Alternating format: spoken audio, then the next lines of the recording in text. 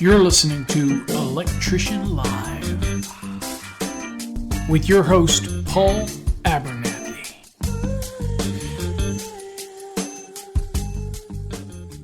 Well, hello, everybody. Those that are joining us, those that might be coming to the chat. My name is Paul Abernathy. How y'all doing? So, we have able to solve a little bit of our stream. A little bit of the delay has been solved. So we're excited about that. So those that are pipe jumping in, appreciate you jumping in. Those that are jumping in,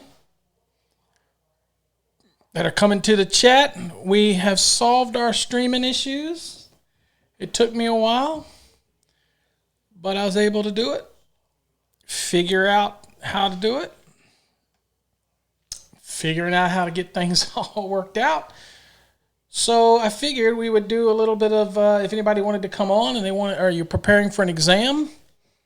Anybody that was interested could come on and we will do some exam prep. Talk a little exam, talk a little bit of what it takes to prepare for an exam. If you got any questions.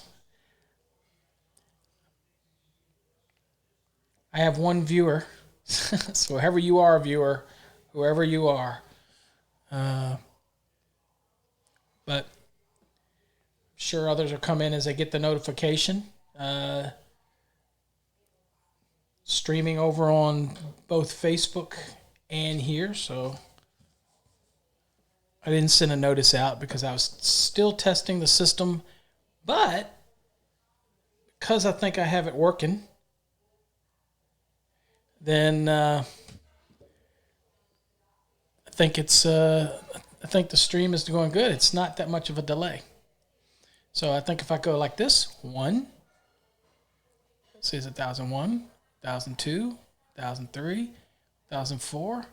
4-second delay, dude. I can't ask for any better than that. So for anybody that's witnessed my issues in the past, I have finally solved them.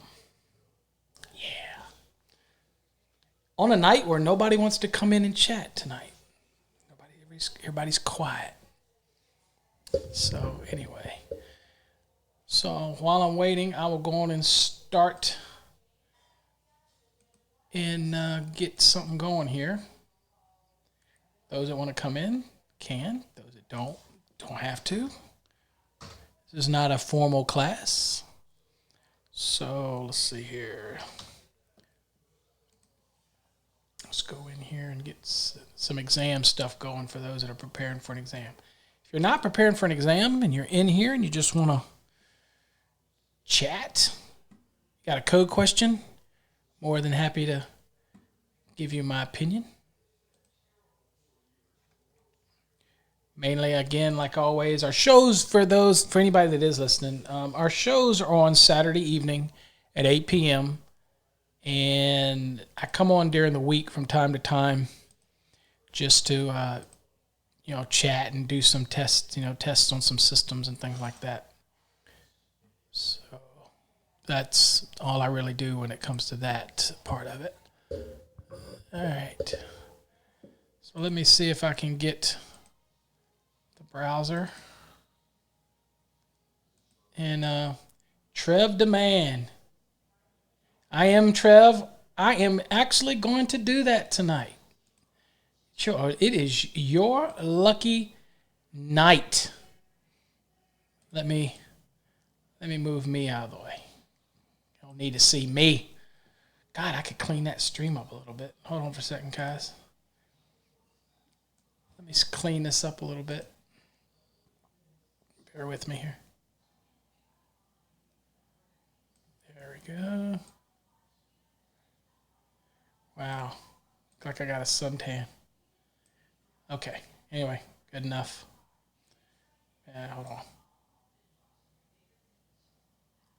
There we go. All right.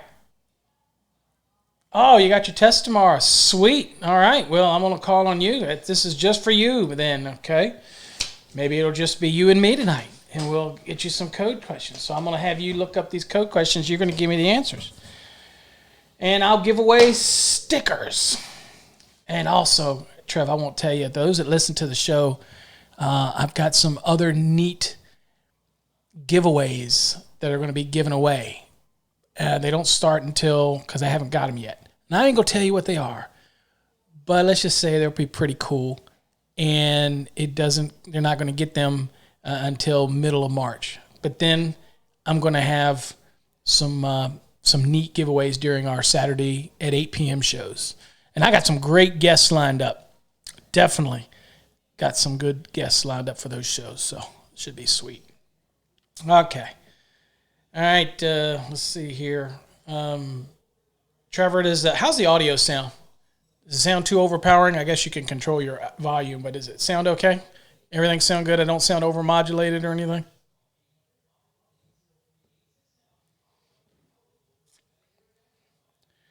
All right. Got multiple streams going on.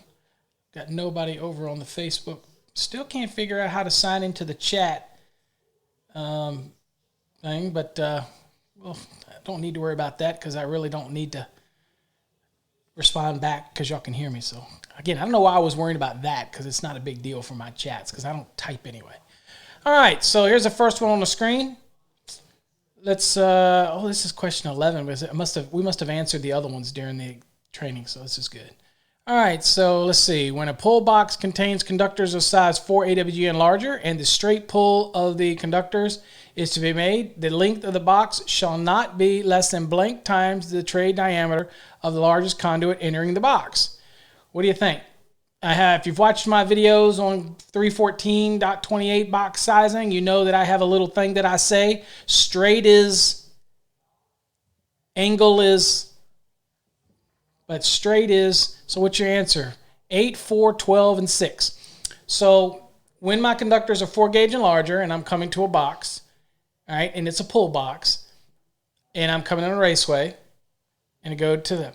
Oh, Trevor, you had 25% chance of getting it right. Remember, straight, what does that rhyme with? Straight is 8. So just remember, straight is 8. Straight is 8. So anytime you're doing a straight pull calculation, okay, for a straight pull, remember, straight is 8. Straight is 8. Okay, angles. How many letters are in angles? Angles, 6. Angles. That's how you remember. Angle pulls, 6. Straight is 8. Always remember it that way. You're not batting well, Trev. Don't get discouraged, though. That's always the first question out of the gate. Is like, oh, no. All right. So, so we want to go on this. So, all right. Now, let me show you how the program works. Because you said 6. Okay. I'm going to check 6 because you're the first person that answered. And again, this kind of also lets people know how the Fast Tracks works, but it also lets you know how to use a question to decipher what you're actually, and of course you're testing tomorrow, so if you don't understand, you meant 8. You sound like my son now. That's what I meant. Funny thing is, Trev, is the 8 key is at least one button away from the 6 key. So that didn't work for me. Okay, that just, that would be. All right, we'll take it that you meant 8, so we'll click 8. And you would be correct. 314.28. There you go. All right, let's go to the next one. All right, let's see here. It says, in general, when feeder conductors of not over 600 volts supply a continuous load, very much probably an exam question here, supplies a continuous load of 240 volts, the overcurrent protecting device protecting this circuit shall have a minimum rating of, okay? Now remember, we already know that we've got a continuous load of 240 volts. Okay, and you tell me the answer, and I'm going to answer it. But then when you get one wrong, then what we'll do is I'll show you how you reverse look it up. Now, always remember in an exam, they're going to give you really plausible potential answers. Hold on for a second. Let me check the stream. Okay, good. Stream is good. They're going to give you, hold on. Sweet. All right, it's not so bad. It's not bad. A couple seconds. All right, 300. Okay, your answer is 300. So let's go back and let's choose 300 because you were the first to answer it. Correct. 240 times 125%. All right, Trev, you redeemed yourself. You've redeemed it. You're going good. Nobody else is chiming in, so all right, let's move on to the next one. All right, luminaires. Luminaires installed under metal corrugated sheet roofing decking shall be installed and supported so there is not less than blank clearance from the roof decking to the top of the luminaire. Okay, so we're talking about under a metal corrugated roof. Okay, so luminaires installed under that metal corrugated roof decking shall be installed and supported so that there is not less than blank distance from the roof decking to the top of the luminaires. All right, now, no worry, Kevin, there was no set time. Hey, Tony, there was no set time. Now, let me ask you guys a question because I was able to fix the stream. If you guys that were on with me the other night, you've noticed there's not that much of a delay, a couple seconds, which I was about, hey, I'm pleased with. What do you think's wrong with this question? Because, to be honest with you, I don't know many screws that would be... Anyway, we'll leave it at this and we'll examine it. I don't know that I like the question, but I didn't look it up. We got to look it up. All right, so anyway, what do we got here? 1.5. Everybody's 1.5. All right, that's it. The survey says 1.5, so let's click it. Correct. 410.10F. And you know what, guys? I should do this, and I didn't do it. Bear with me for a second. I have to get my code book loaded up. So in case we need to go look at something in the code. Maybe later when I show you how to dissect something. I just didn't like how that question was worded. It just seemed like it could have been worded better. But let me get this all going here real quick. Bear with me. Bear with me. Get this all loaded. Oh, there we go. And let me make sure the code book. There we go. I need to move up. Hold on, bear with me. It's my dog. Okay, come on. All right. Now we got the browser. There's me. Okay. All right, so we got the code book in case we need it. So while we're on this one, won't go into what I don't like about it, but let's just do this. So we know what's obvious the root here is luminaire. And so one of the luminaire and it's roof decking, okay? And we're obviously talking about the luminaires installed under roof metal corrugated roof decking shall be installed and supported so there's not less than blank clearance from the roof decking and the top of the luminaire. All right, and we said it was 410.10F, right? So I want to go to 410.10F while we've got it. Now y'all know that I hate using the PDF version. I just do. Okay. So here you go. So here it is, the roof decking. Can y'all see that? There we go. Hold on here. I get lost where I'm at. Okay. Luminaires installed in exposed or concealed locations under the metal corrugated roof decking shall be installed to support so that there is not less than 1.5 measured from the lowest surface of the roof decking to the top of the luminaire.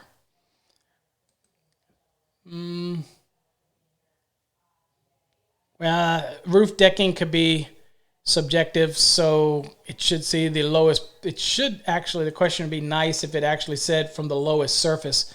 But you know what? Beggars can't be choosers. Let me move this down. I don't know why that's doing that here. Hold on for a second, guys. Let me fix this. I didn't plan on loading this up, but Actually, I take that back. How could I not have planned to load this up if I was going to talk code tonight? Let me move me over here. Well, no, I'm going to stay over here. I can't make my mind up tonight. Okay. Sorry about that. All right. Let's go to the next one.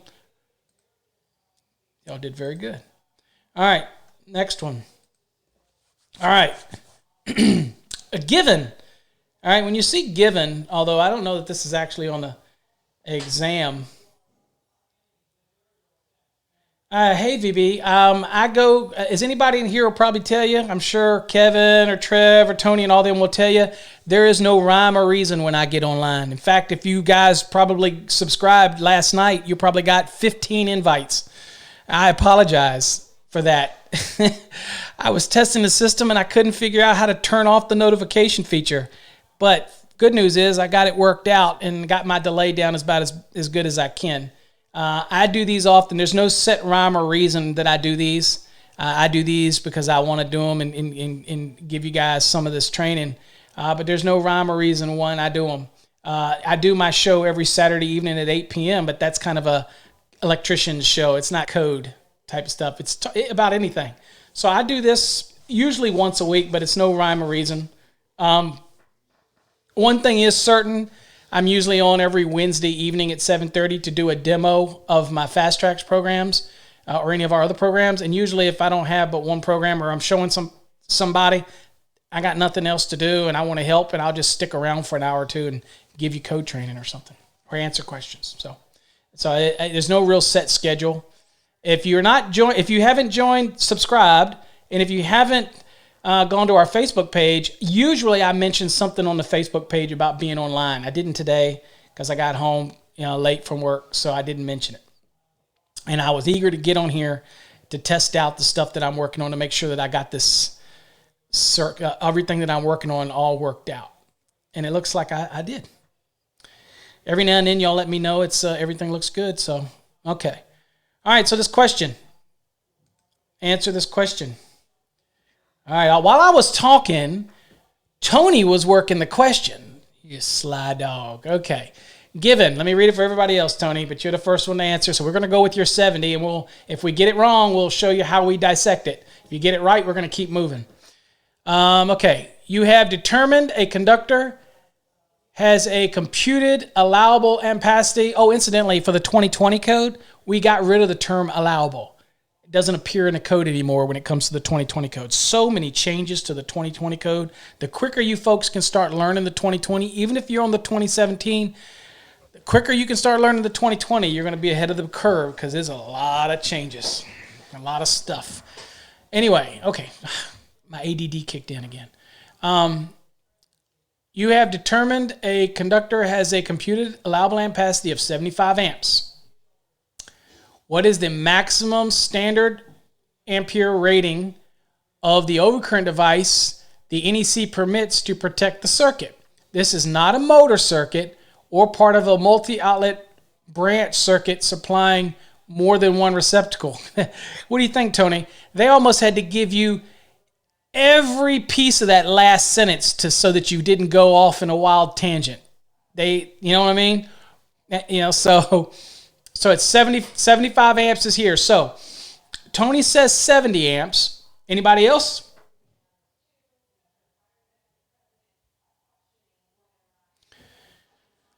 I'd be interested to know how you actually find me, VB. If you weren't subscribed, did you just stumble across it? I'm always curious how people find the chat. All right, so Tony says 70. So this is interesting. Something that's interesting about this one is the first thing that would stick into my mind if I was doing an exam here was that it's asking about a rating of overcurrent protected device. So I know that I'm into 40 because I need to see what the standard ampere rating devices are. Okay. Now that's a given. That's if you knew. If you didn't know, and if we get it wrong, we'll go look in the root and I'll show you how to get there. But before I do that, I do want to see, we want to always check. So, we want to know if 75 amps is a standard overcurrent device. Now, Tony took 70, but it reminds us here that it's not a motor circuit, and it's not part of a multi-outlet branch circuit supplying more than one receptacle. Okay? So they make that real clear. So we're going to go look at the NEC, and I'm going to go to, well, first, if you want to know how to find it, if you're exam prepping for exam, let's just do that real quick. So I'll go to the index, and I'll go to, I know that we're dealing with overcurrent protective devices. So you got to bear with me because y'all know how I hate having to scroll through this stuff, because I can find it so much easier in my code book when I'm flipping. Now, the one disadvantage of the PDF, you get to use the search feature, which I do not use on purpose because I want it to replicate as if we're flipping through the code book. Okay? I don't want to cheat, right? And I'm going back, and I'm going to look for, oops, keep on going, STU, OU, outside. Here we go, overcurrent devices. All right. And the questions said standard overcurrent devices. So remember what I tell people when I'm preparing them for exam? I tell them, you got that scratch piece of paper. And in a test, they'll usually give you the scratch paper, or they'll give you a dry erase or something, something. And you literally make notes of the things that you're going to look up if you literally don't know. Because you don't want to go, if you go to 240, your 240 is pretty decent size. You would literally be skipping through it and just kind of hope that you just kind of stumbled on it, right? Well, we don't want to stumble. You know what I'm saying? We want to try to get what we're trying to get. So I would write down, in this case, I would write down 240.6. So I'd write down on my paper 240.6. That way I don't forget it when I'm on exam. I just jot it down real quick. And there's, overcurrent devices, there's not a lot of extra ones in here. But I'm also right here at overcurrent protection. So I'm going to look down real quick and see if there's anything down here that might be beneficial to me. And I always do it while I'm in here really quickly, unless I already know some of the hints. So nothing else really kicks anything to me. And so you're going to learn that actually 240.6a actually is the table that tells you the overcurrent devices. But I just want to go through the exercise. There's probably other ways to find it using other things that are in the index. Just kind of get you used to using the index. So I'm going to go to 240.6, and I knew where I had to be anyway. And I'm looking for, and here's your standard breakers. Standard ampere breakers and fuses. Okay. And also, some people do forget, and I'll just tell you here, if you're on an exam, you might get a question about a 601 amp fuse as being standard. And it'll say, list the different ones standard. Just so you know, 601 is a standard. Same as a 1, a 3, a 6, and a 10 are standard ampere ratings for fuses. Okay. Now, the 601 is really designed so that it's in the framework to fit in a much larger piece of gear, like an 800 amp, but the ability to put a 601 or 601 in it. So it's designed to fit a piece of equipment that might have an 800 amp fuse in it, but you want to fuse it as 600 or 601. That's what that fuse is for, so to fit in that piece of equipment. Okay, because the different fuses have the different sizes for different fuse holders. So that's really, if you've ever wanted to know what a 601 is, it's to bridge that gap so you can use it in an 800 amp rated set of fuse holders. In case you just wanted to know. All right, so, but just don't get tripped up on that. Those are standard sizes. Okay, and so here we see that 70 is a standard size. Okay. So if we go back to the question is 70 and 85 and 75 and 80. So Tony said 70. That's kind of my hint. 70 is a standard breaker, but the 75 is the allowable ampacity. All right. So how are you feeling, Tony? Are you confident? You want us to go on and push that 70? I'll give you a second chance to change your mind, like a Jeopardy round. You want to go with it? All right, before you do that, Tony, before you change your mind, before you change final answer, before you change your mind, let's also look at the allowance for, let's see here. Bear with me here. Click through my muddle of junk here. Oops. Okay. Before we do that, Tony, we want to go back a little bit because we're talking about conductors and everything. Let's see here. What does B say? For overcurrent devices rated 800 amps or less, it says the next higher standard overcurrent device rating above the ampacity of the conductor being protected shall be permitted to be used provided all the following conditions are met. The conductors being protected are not part of a branch circuit supplying more than one cord and plug connected. Okay, the ampacity of the conductor does not correspond with the standard ampere rating of the fuse or circuit breaker without overload, trip, blah, blah, blah. So it doesn't correspond, and the next size doesn't exceed 800 amps. Okay, a lot of stuff. Oh, Tony, it's too late. You're too late. We got to answer the question now. All right, so Tony says 70. Oh, Tony, we were just at 240.4b. The answer was it did not correspond, and you go to the next one. Okay, but that was a great exercise, and this is what I love. Tony threw it out there and held his guns, but just remember that in a question like this, they're giving you a lot of crap at the end of that question. I mean, they're giving you the question, and the question's good, but when it says you have determined a conductor has a computed allowable ampacity of 75 amps, that tells me that after I've done maybe adjustment and corrections or whatever I've done, I now have a conductor that's good for 75 amps, right? Well, the code says if I don't have a breaker that corresponds with the 75 amps, I can go to the next size, and it's still considered protected. Okay, so everybody get that? Tony, you still get a sticker because you got out there and you just went with your gut with it, and that's what we're talking about. All right, let's do another one, guys. Y'all doing good. All right, here we go. All right, in general, when a size 4 AWG or larger insulated conductor enters a panel board, cabinet, or enclosure, which of the following must be provided? An insulated bushing, a bonding jumper, an insulated grounding conductor, what? A grounding clip. Okay.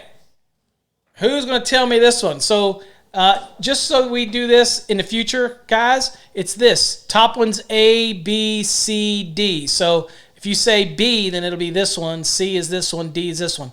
Just so we're consistent with it, so I can see which one you're actually saying. I don't expect you to type all that. Trevor says A. All right, an insulated bushing. All right, here's your next thing. What code section? If you got your code book handy, we got 2 A's and a C. What code section? Support yourself. All right, I got 3 A's and a C. Got another A. I think you're outnumbered. So let's look at this. Let's look and see how we dissect this. First of all, I guess I'll ask, does anybody have the code? No, don't give me articles. You got to give me the section. 408 is too broad. And incidentally, that's panel boards. Okay. Way too broad. Way too broad. Okay? Because 408 is panel boards, switchboards, switchgear. Wouldn't even cover enclosures. Closures is that's not even gonna be in that one. So it can't be 408. What do you think it is? 300.4G. All right. Let's go look. So I'm in the code, and we'll go to 300.4. 4. And obviously we're past D, E, F, G. Where a raceway contains 4 AWG or larger insulated conductors, and these conductors enter a cabinet, box, and enclosure, or a raceway, the conductors shall be protected by identified fittings, providing a smooth, rounded, insulated surface, unless the conductors are separated from the fittings or raceway by identified insulating material that is securely fastened in place. Okay, so we'll go back to the question. I can figure out back how to get back to the question. So the ground clip, it's got nothing to do with this. The insulated grounding conductor, be honest with you, by looking at the terminology, you know that can't be right, because there is no real insulated grounding conductor. There's insulated equipment grounding conductors, and there's bare equipment grounding conductors.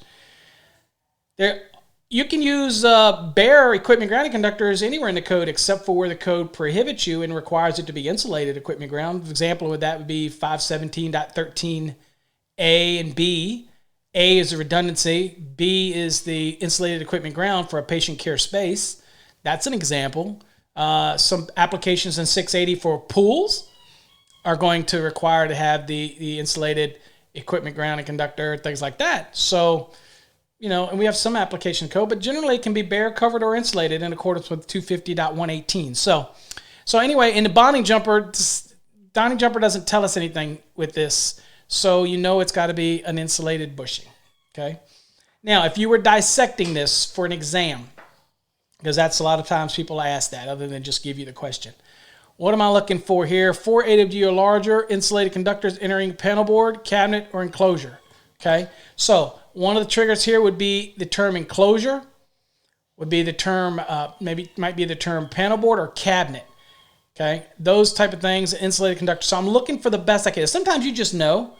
And I'll tell you people a lot of times in exams as well, if you're coming across one like this and you really know the answer, check it. Go with your gut and move on, because you just bought yourself some time on the exam. As you've probably watched my video, you do it in waves, okay, in cycles. And it's not a novel idea. A lot of people teach the concept.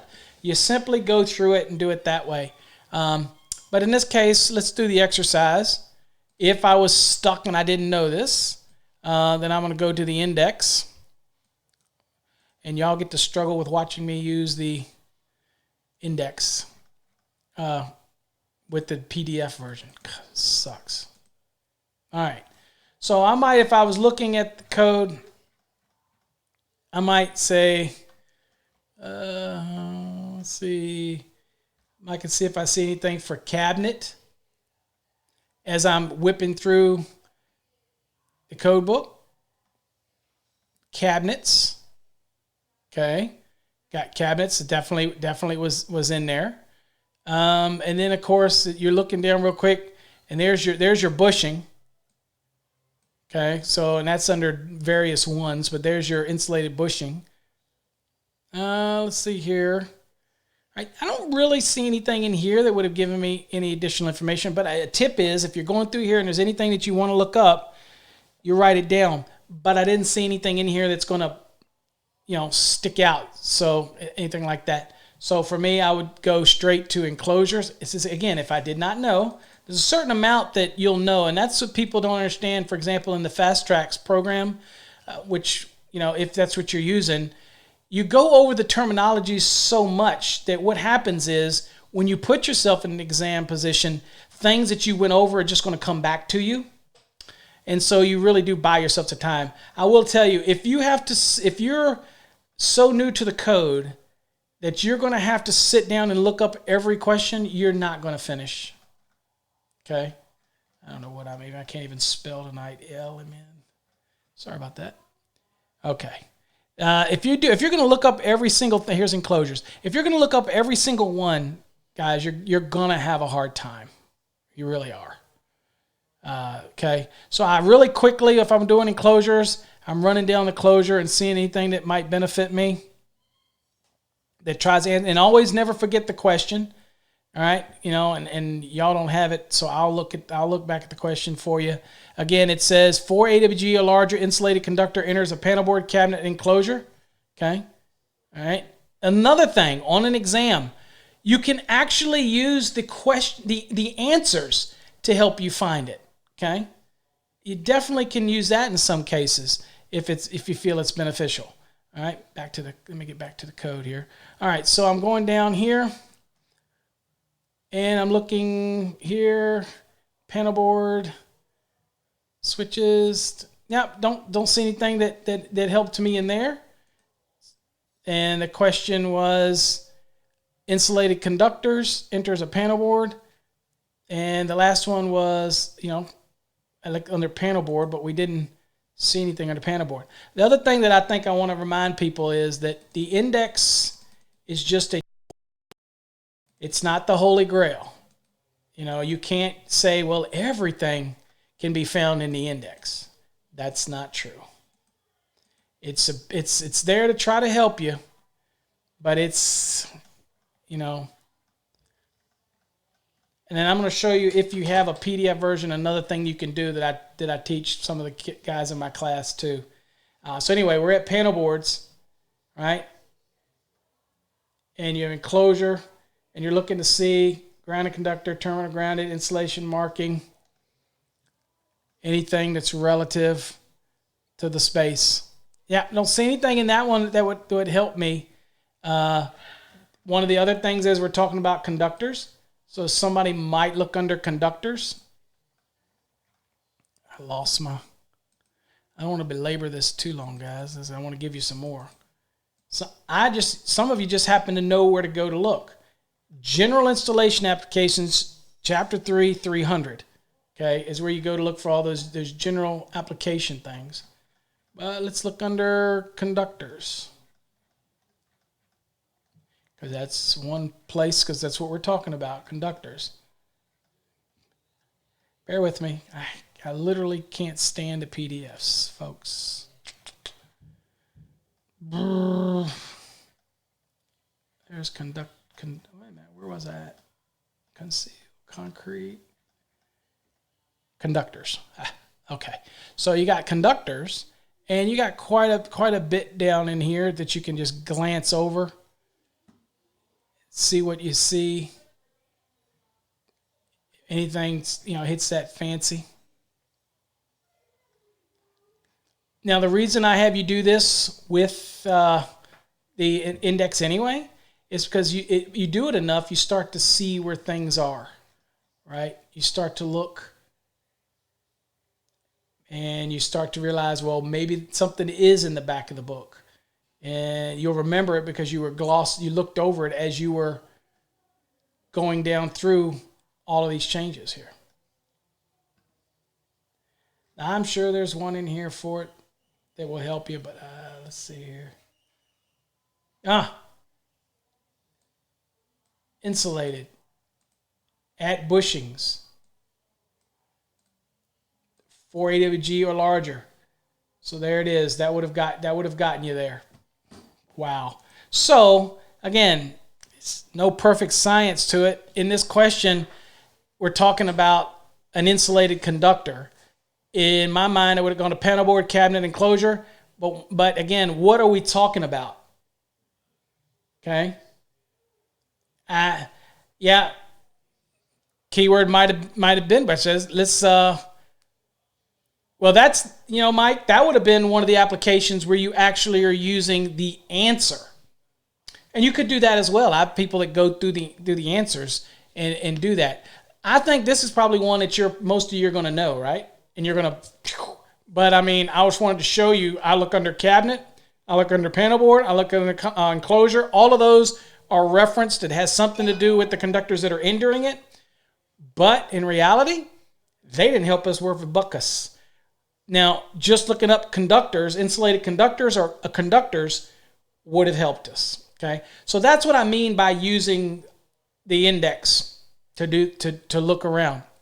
Now, you could do a search for it, and that's the tip that I tell people to do if you're practicing for an exam, is look for the certain terms. So insulated conductor. So just to show you, what I might do if I was trying to find out. Part of your studying, for those that are studying for an exam, is to study this index. This is what we're doing. There's a reason we're looking everything up. It's just a rhyme or reason. If this index was perfect, then anybody could go open it and take the exam and be able to pass. I'm not going to blow smoke up your butt and tell you that's how it does it, because that's not how it works. But I want to show you that I could have put, let's say, insulated bushing. That's the first question in the thing. So let's see what it would have brought back, if it would have brought anything back. Maybe my computer stalled. Oh, I don't see it bringing anything back on that. Since I got PDF issues. Look at that. Stalled. Said it didn't find anything. We know that's bull because it has it. So if I do another search, find bushings. Well, there's insulated bushings. But see, this would help you find it in the code. I don't want you to do that. Or help try to find it in the code. I want you to look things up. I want you to look certain keywords up in the index. And now, this is what I wanted to show you. If you get it wrong, okay, and we know the answer's right here, but I'm going to get it wrong. I'm going to push this one. All right, it's incorrect, but it tells you 300.4G, right? And so that's where you would use the 300.4G. You look it up, and then once you looked it up, then you're trying to see, well, what were the key terms in that? It was insulated bushing, but it's talking about a conductor, all those kind of things. So just play with it. There's no rhyme or reason. I wish I could give you the perfect answer to every one of them, and in my perfect world, everybody would pass their exam. But it's just, it just takes some time. All right, next one. I spent too much time on that one, considering I didn't find it very easy. Paul failed his exam.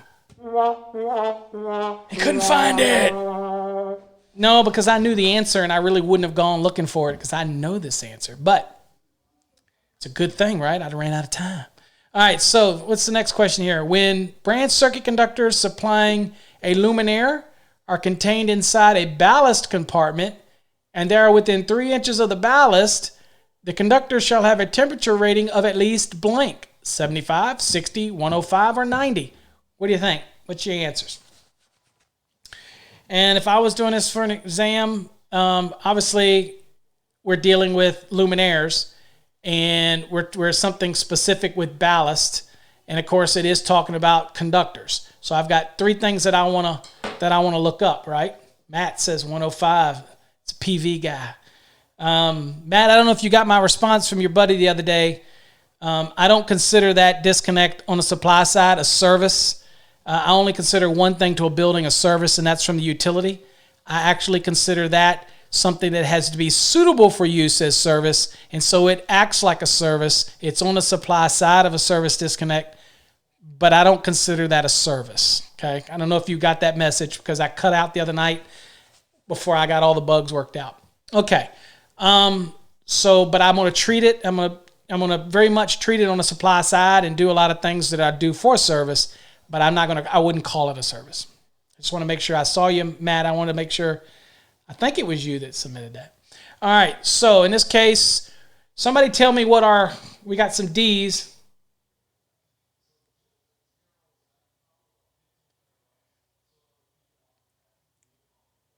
Oh, it was you. Okay, good. I thought it was you, and I couldn't remember. I had so much crap going on that night. You could tell I was flustered. But I got the streams fixed, I think, so we're good to go. All right, I got a lot of D's on this one. But I got a C. Matt says C, which is 105. And IT found it up, and he said D. Okay. So what are the keywords there? We know the answer, but we want to use the root words on it. Oh, I got a 410.11. All right, I got some multiple stuff here. We got to see what everybody got here. All right, but now see, who was the first to answer? Matt was the first to answer. Okay, so before I answer it, I'm still going to answer it 105. Matt was the first one to answer it. But I want us to dissect this one again. So we know that the core root of this is talking about a ballast. Ballast is part of a luminaire, right? So we're talking about luminaires. So I would go instantly with my little pen. If I didn't know, I'd go back to the back of the code book and I'd go to Luminaires. So I'm going to see what's back there, see if there's anything there to help us. Guys, this is exactly how I want you to practice. Okay? Don't think it's corny. It's for a reason. Get you to understand and learn this index. And doing this is just part of going through the motions. Like we go through school, it's the same concept. You just go through the motions. You'll get it. It'll just be like osmosis. It'll just like, all of a sudden you'll be like, dude, I know where that is.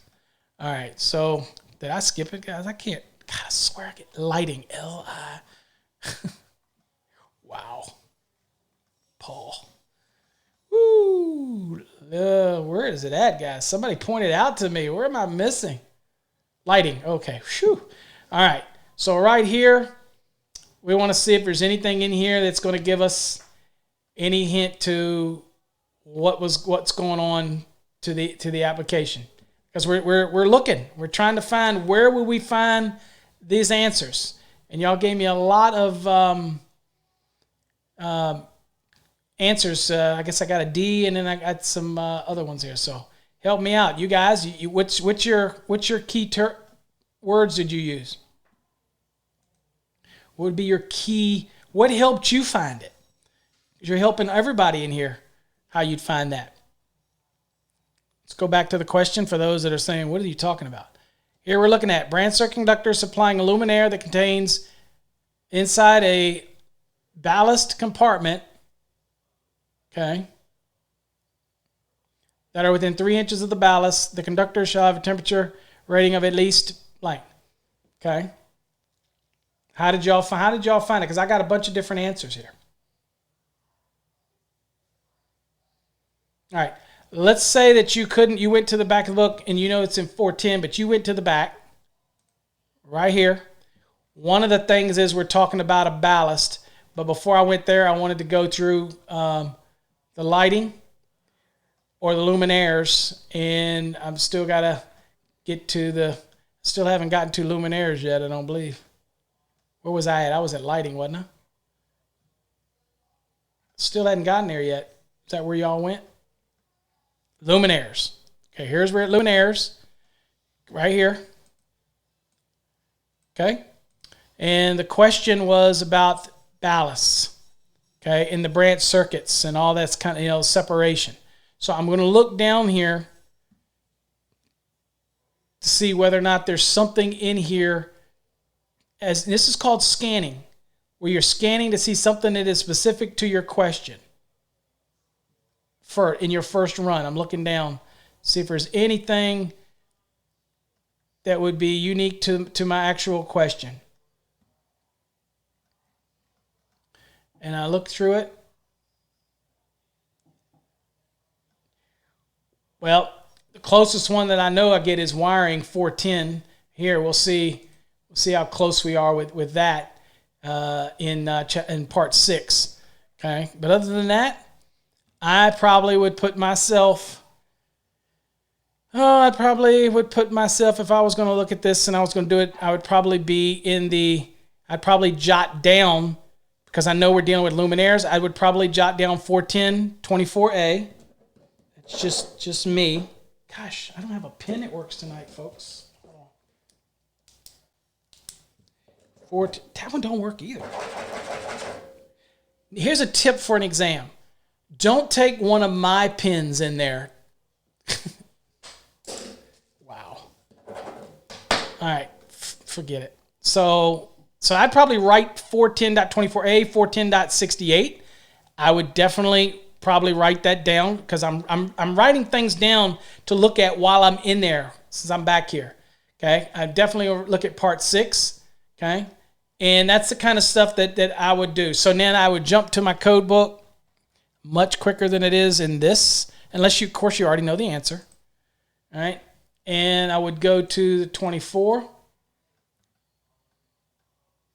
see if this has anything, and I'd scanning it, seeing if this has anything to do with any remotely what we're looking at. And the moment I got there and I didn't see it, I am off, guys. I am gone. I am gone to the next one, which was, wait a minute, I've still got this on the screen. can't remember. I think it was 68, wasn't it? Y'all got to help me out. My memory's terrible. So I'll go to 68. C. Okay. All right.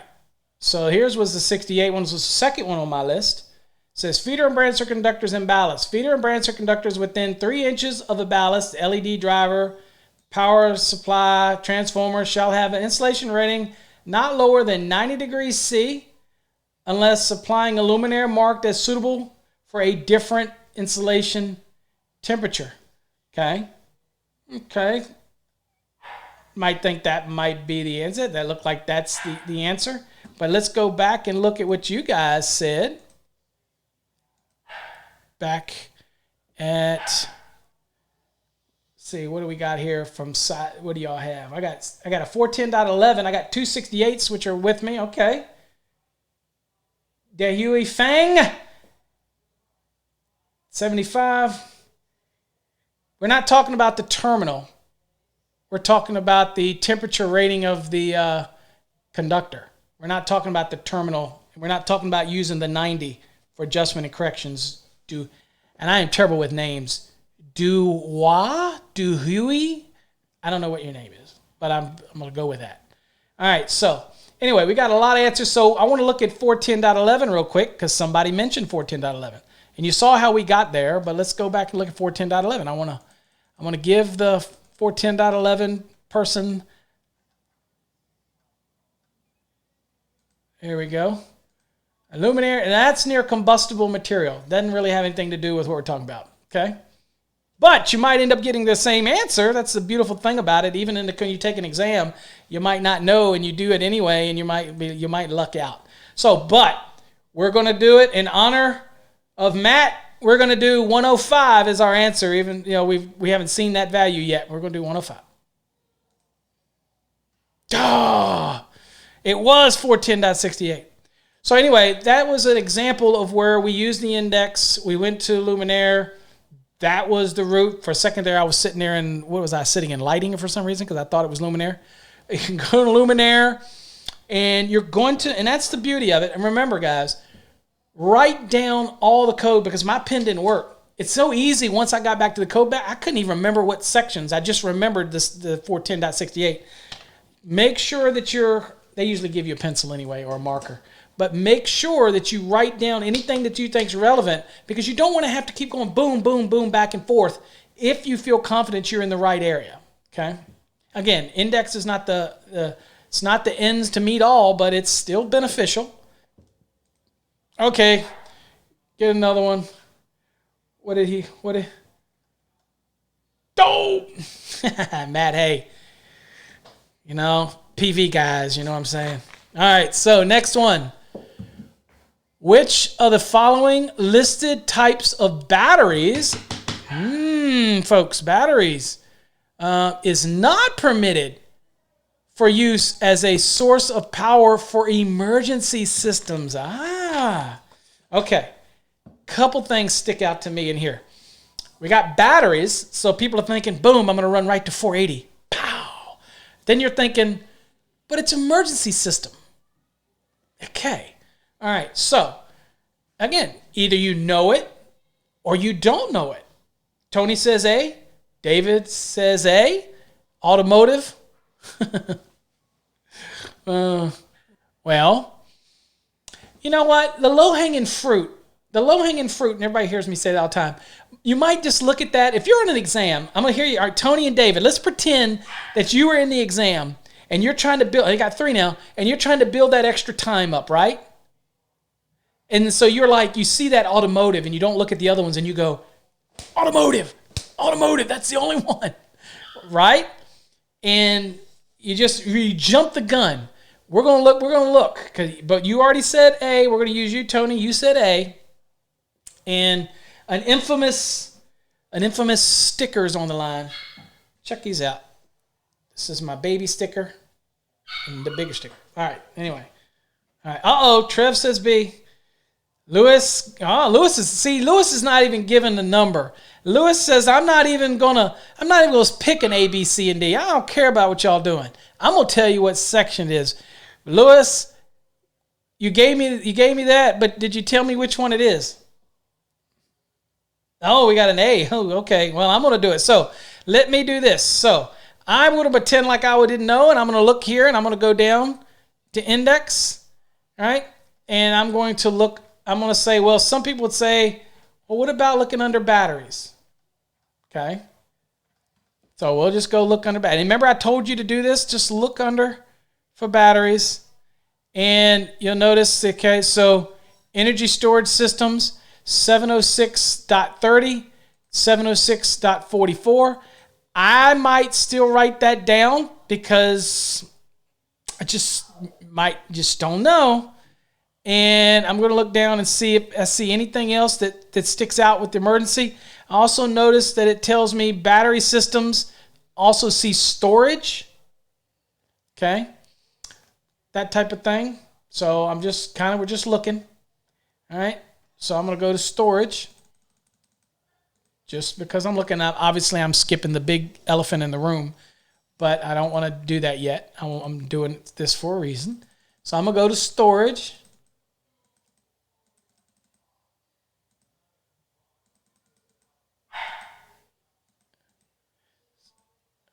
Give me a second as I find it.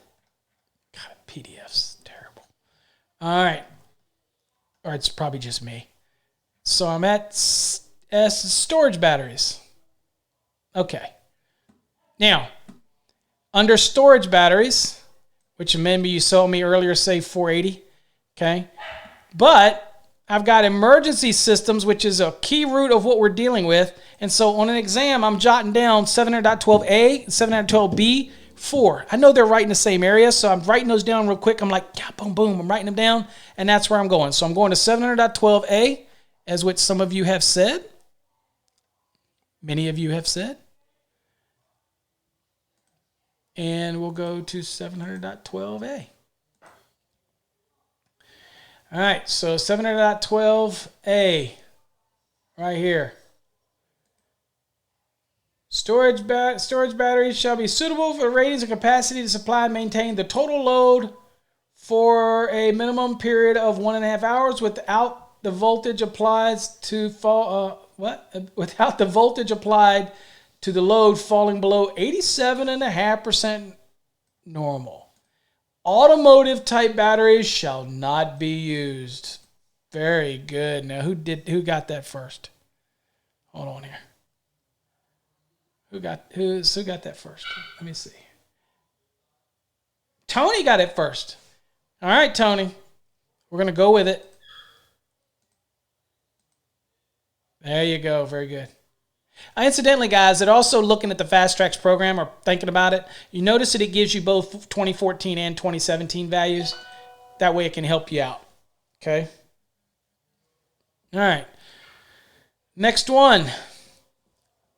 Where exceptions are not to be applied. Okay, this is one of those ones where usually what happens is you, on an exam, they're going to tell you, most of the time you don't consider the exceptions. Right? They'll say exceptions not considered. All right? Too late, Matt. Exceptions not considered. So you're not considering any exceptions. Okay? Matt, are you answering this one? Okay. Where exceptions are not 12 inches. All right. So where exceptions are not applied, liquid type flexible metal conduit, FLMC, shall be securely fastened within at least blank of each box or other conduit termination. Okay. Remember, we're looking at all these as if we don't know the answer. Even though you know the answer. On an exam, you click it, you boom, I'm out of here. Pow. Gone, right? I have an unfair advantage. Why do you have an unfair advantage? All right, so FML. So we need to know, for us, this one is simple for me in my mind, because in my simple mind, is that I'm being asked a secure and supporting type of question, right? So I know that a tip is that usually with wiring methods, a supporting question is going to be a .30 section question.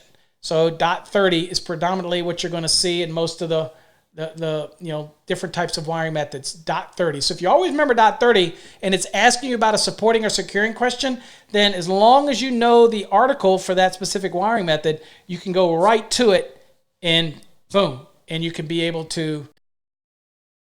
Well, that one, if I didn't know that, here's the one where I'm like, okay, this is specific to a certain type of wiring method. So I know it's got to be in that wiring method, right?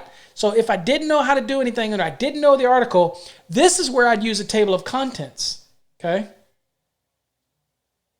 Right, so you go and you turn around and you run over to the table of contents and find out which section, which article it is under the table of contents. Then you go back over to 30. If you want to go into the back of the code book, then you can go to look under flexible metal conduit. And so that's what you do if you didn't know. I still have quite a couple answers here. 35028 A, and so looks like we need to look this one up because I got some random answers here. I got a C, I got an A, so we got to look it up. My bad. See, it was all fingers. Yeah, remember, dot 30, dot 30, dot 30, dot 30. So anyway, if I was on an exam, hopefully you would know this one. But if you weren't, I would go here and I go to the index. First, I know that if I knew it was dot 30 and I remembered, you got a little tip for you that the 30 section of most wiring methods are be securing and supporting. But if you did forget that, then you go to the index of your book. And that's where you would find the index, all the different articles. But let's say you wanted to go in the back of the book because you're just like index hungry. So then I would go to flexible, liquid tight flexible. So I'm going to go to L's, H-I-J-K-L, Paul. Liquid tight flexible, that's LF, here we go. LFMC. Then I would quickly go down. I know I'm dealing with something about securing and supporting right here. 350.30, okay? So then I'm going to go to 350.30 in my code book real quick. Just remember, when you got to go to the index, write down as many of the code references as you can, because if it's a dry erase or whatever, you can scratch it off, but you don't want to keep flipping unless you're really going on another hunt for some other word in the back. But if one like this, make sure you write it down so you don't forget it when you start flipping through, because you can write whatever you want down on that scratch piece of paper. All right, so I go over here and I get to 30. Oops, went too far. Still went too far. All right, still went too far. Hold on, Paul. Got click happy. I get click happy a lot. All the guys at work say that I click my mouse so quick on stuff that it just... They wonder why I don't have viruses on everything. I just click, click, click, click, click, click, click, click. All right, so here's your answer down here. Securing LFMC shall be securely fastened in place by an approved means within 12 inches of each box, cabinet, or conduit body. So if you go back to our question, where exceptions are not to be applied, liquid tight, flexible, metal conduit shall be securely fastened within at least blank of each box or other conduit terminations. So the answer, so let's go here and let's go with whoever gave us the first answer. So we can, I'm not going to tell you whether right or wrong. We'll go with who gave us the first one. And I think Trev DeMann, I think you were the one that gave us, no, Tony, did you say 12 inches? Or you the first one? Or was it you, David? God, I get lost in who gave me the first answer. Well, Matt, if 4.5 feet was the answer, then no. Let's go on and do the answer. Okay, ready? I'm gonna do it. Let's do 12 inches. Correct. Not 4.5 feet. 4.5 feet would be having something to do with the secure between intervals. Okay, 4.5 feet between securements. Okay, it's 12 inches from the box and every 4.5 feet, just like non-metallic sheath cable is generally. Okay, you have to do it within 8 inches if you have a 2 1/4 by 4 inch box, like a nail-up box for non-metallic sheath cable, and it's got and you go into an opening in it, and there's no clamp there, then you have to secure it within 8 inches. If it's internal clamp or a mechanism that holds it, then you can go up to 12 inches with non-metallic sheath cable. Just thought I'd throw that out there. And that's under 334.80. 334.30. What did I get 80 for? All right. Some master I am. You're doing fine, Matt. It's all good. You're doing fine. All right. Let's look at the next one. Y'all actually are doing very good. Very, very pleased. All right. Let's go to the next one. But again, you see how the code will actually tell you what page it's on as well. So if you're studying in the code, you get to dissect it and see, well, is this the root? Well, that most certainly is the root. But we're also talking about securement. So this is what tells us. This tells us it's 350. This tells us it's in .30. Okay. Okay, you all ready? So the first one to get this one. The interior of enclosures of raceways installed underground shall be considered to be a dry location, damp location, wet location, moist location. Wow. So this is an example. Yeah, Tony, this is an example. If you get, hey guys, if you get 80 questions like this on an exam, then you need to be doing this right here. You need to be going, hello, hello. Because if you get questions like that, you should be able to go, boom, right at it. We're not even going to look that one up. Y'all should know that one. So we're going to say that it's dry location just because it's a wet location because we want to be wrong. Oh, we're wrong. And this is where it shows you. 300.5b, it is indeed wet location. But I did this because I want to show you.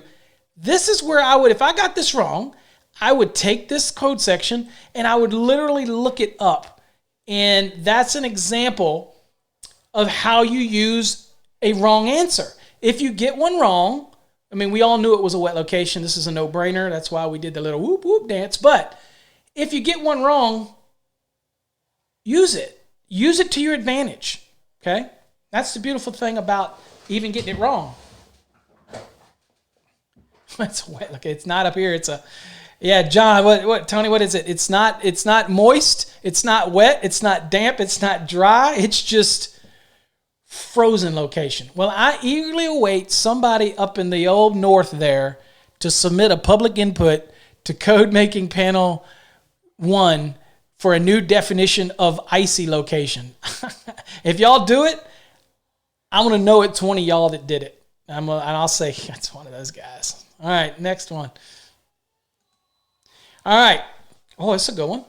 All right. In guest rooms or guest suites of hotels and motels, the sleeping room in dormitories, at least blank general purpose receptacles installed in the room are required to be readily accessible. Now see, this is one that I know because I've designed those before that I should be ready to go. This is interesting because y'all know that in a guest room or guest suite of a hotel motel, for example, you lay out the room, okay, to get your total number of receptacles.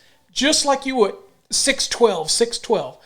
But of that layout, you can put them anywhere you want.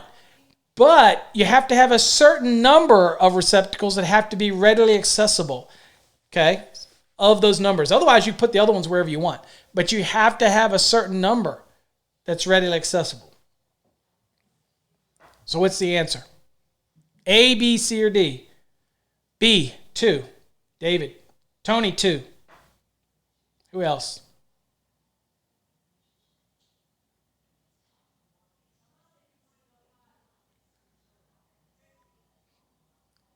Nobody's going to follow y'all's lead. Just going to jump on there. Well, I'll answer this one. B. There you go. Okay, so the answer is 2. But this is an interesting one because we want to look at it and say, there you go. Tony he looked it up and then he went and looked up his answer. Did you look it up first and then give your answer? You knew it was 2, right? Tony, you probably worked on a hotel or motel, right? And you're like, boom, pow, boom, hit it, okay? So in dissecting this one, if you didn't know, right, what are some of the things? Look it up. Excellent, Tony, great. One of the things that I would look up and say, so when you look up something here on this one here, we have a lot of things we could be looking up, and we don't get distracted from it. We know that we're talking about receptacles, Okay. And the one thing that we're looking at it, we're saying, okay, the thing interesting about this is the reference to 210, and we're talking about receptacles, which is typically, okay, ladder after the 210.52 is our placement stuff, which tells us where generally we place receptacles.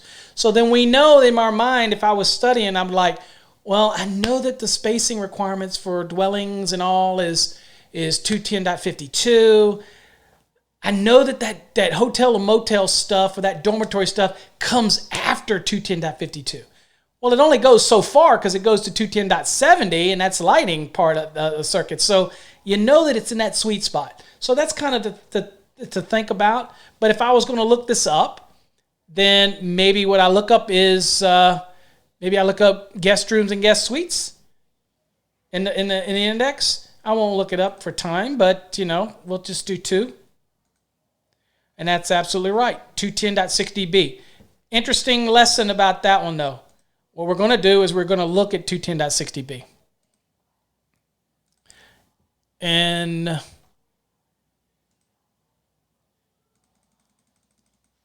give me a second. Oops, I went too far again. All right, so 210. So here you see guest room, guest suites. You probably could look under branch circuits in the back index.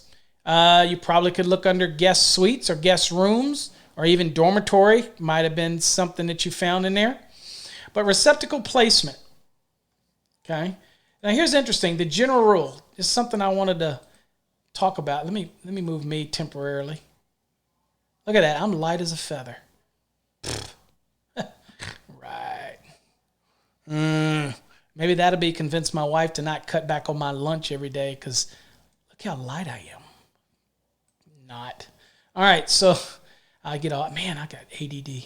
All right, so let's look at the code. All right, it says guest rooms, guest suites, and hotels and motels, sleeping rooms, and dormitories and similar occupancies shall have receptacle outlets installed in accordance with 210.52a and d. The guest room and guest suites provided with permanent provisions for cooking shall have receptacle outlets installed in accordance with all the applicable rules of 210.52. So if I've got cooking there, then I got to follow all the rules that are associated in 210.52.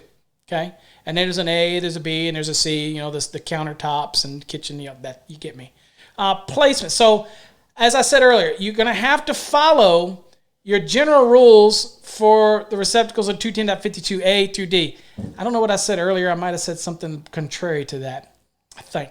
Anyway, of that spacing, of that placement, it says, in applying the provisions of 210.52a, the total number of receptacle outlets shall not be less than the minimum number that would comply with the provisions of that section. So that's the numbers, okay? So I get the numbers generally by doing my normal placements, kind of like a meeting room where we did the meeting room application. I get my numbers, what I got to have in accordance with 210.52a, 6 feet, 12 feet, any wall space, 2 feet or more. You get me. You got to have the numbers. Now, when it comes to placement, it says, in applying the provisions of 210.52a, that's the number, the total number of receptacle outlets shall not be less than the minimum number that would comply with the provisions of that section. How many ever I needed, these receptacles shall be permitted to be located conveniently for permanent furniture layouts. Okay, translation, folks. That means I can put them where they want. That's what I originally said. For a second I was thinking, wait a minute, I was going crazy, but I ain't that crazy yet, I think. So you can get it. So it's kind of like the meeting room thing. You're using the allowances of 210.52a through d to come up with the number you need, as if you were laying it out, right? As if you were laying the room out. Once you have that number, that magic sum, we call it, the sum. Once you have that sum, then you get to go to B and see, well, where do I get to put them? And at least 2 of them have to be available at all times, okay? But the other ones can be anywhere you want for furniture, convenient for furniture. If you ever been to a hotel, motel, and the guest rooms, they ain't where you think they should be. They're anywhere they want to put them, but they still have to have the right number in there, right? What would be normally, if they laid it out normally, like a normal bedroom in a house, they got to have the right number, 6 foot, 12 foot, but they can put them where they want, except for 2 of them. And at least 2 of them, okay, right here, at least 2 of the receptacle outlets shall be readily accessible. Okay, there you go. All right, so that was actually pretty good. Good little lesson. Always doesn't, that's the kind of stuff that I'd see on an exam, right? So, well, that's a little late, Mike. We've already discussed that. Cool, Louis. You got your code book. I remember you talking about that the other night, that you hadn't got it yet. All right, for the 17. All right, let's do the next one. Y'all did good on that one. All right, next. All right. Ooh, another one of those maximum things. Remember I told y'all allowable ampacity disappears in the 2020 code, in case y'all ever knows. Nobody ever knew what that meant, allowable. It's just an ampacity. It's just the ampacity. It's not allowable. It's if I do an adjustment and correction from 90 degree and I have a new ampacity for a conductor, it's just the ampacity. That's what it is. It's no longer allowable ampacity. It's just the ampacity. All right. So let's answer the question here. Determine the maximum allowable ampacity of a 1 AWG THW copper current carrying conductor. You notice they got to tell you that? Current carrying conductor installed in a common raceway with 3 other current carrying conductors of the same size and has an ambience of 86 degrees Fahrenheit. Hey guys, this is very much something that's liable to be on an exam. Okay? Very much. So it's current carrying. Let's do it this way. Kind of interesting. We'll see if they go the right direction. Because I like to do this. Current carrying. All that was to remind me, right? All that's to remind me that I have 3 other current carrying things. So that means it's current carrying. That means I got how many current carrying conductors? 4. Uh-oh. What does table 31015B16 for ampacity say? Okay, that's for 3 current carrying conductors or less. I've got 4. So now it brings me in that I'm going to have to deal with 31015B3A. So we know that. Sadly, in the 2020 code, we change all those references, and it's no longer 31015B3A, 31015B2A. It's easier now. It's 31015B and 31015C. But we do change them, so it just means you got to learn them over again. Also, in the 2020, the ampacity table goes back to 31016 versus 31015B16.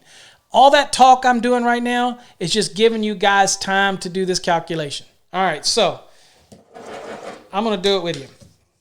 I need to know because I just don't know the answer. All right, so I've got a 1/0, and we know that's a THW. Well, a savvy code person looks at that and goes, ain't but 1/8 right there. So I can't use the 90 degree for adjustment and corrections under 31015 because that's THW. But it's a 1/0 and it's copper. So I got 1/0 copper. All right, so I've got that down.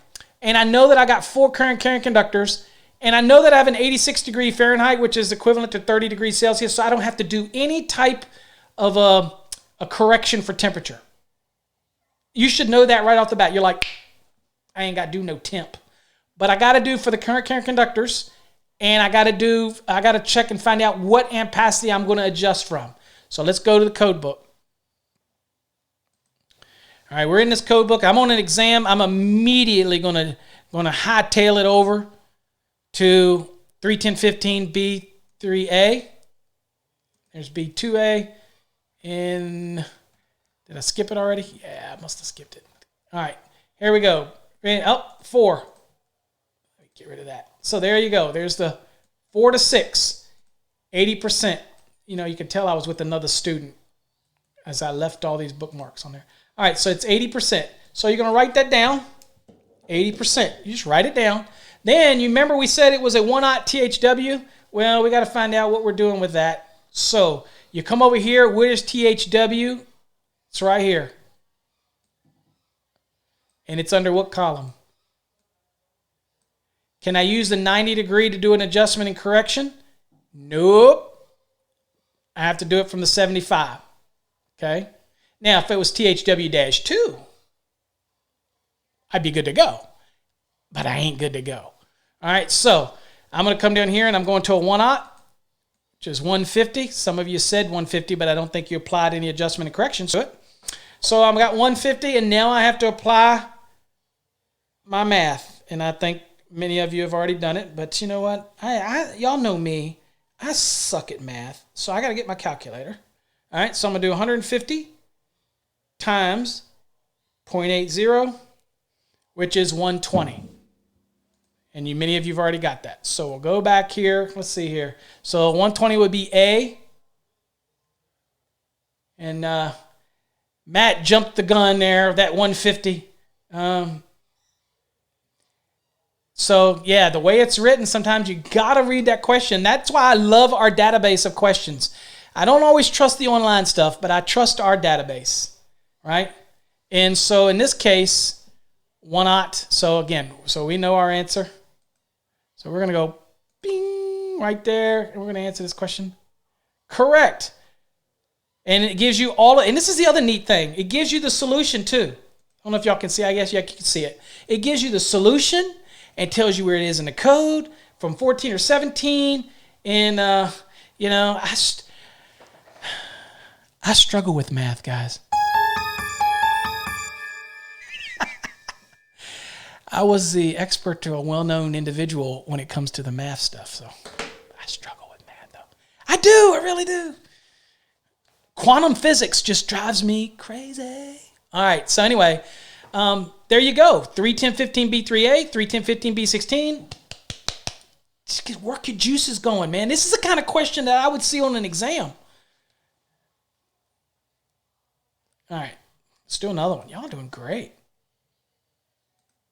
All right, guys. This is a plate one. How many of you out there have ever installed a plate type of electrode? Okay. Daniel, I'm not using the app. This is part of my Fast Tracks program. I'm giving y'all a inside peek. There's over 1,600 plus questions in this program that are intertwined with our material. As you're reading it, you've got summaries, you've got end of unit questions, you've got section questions, you got practice exams. This is part of my practice exam database. All right, how many of you have ever installed a plate electrode, though?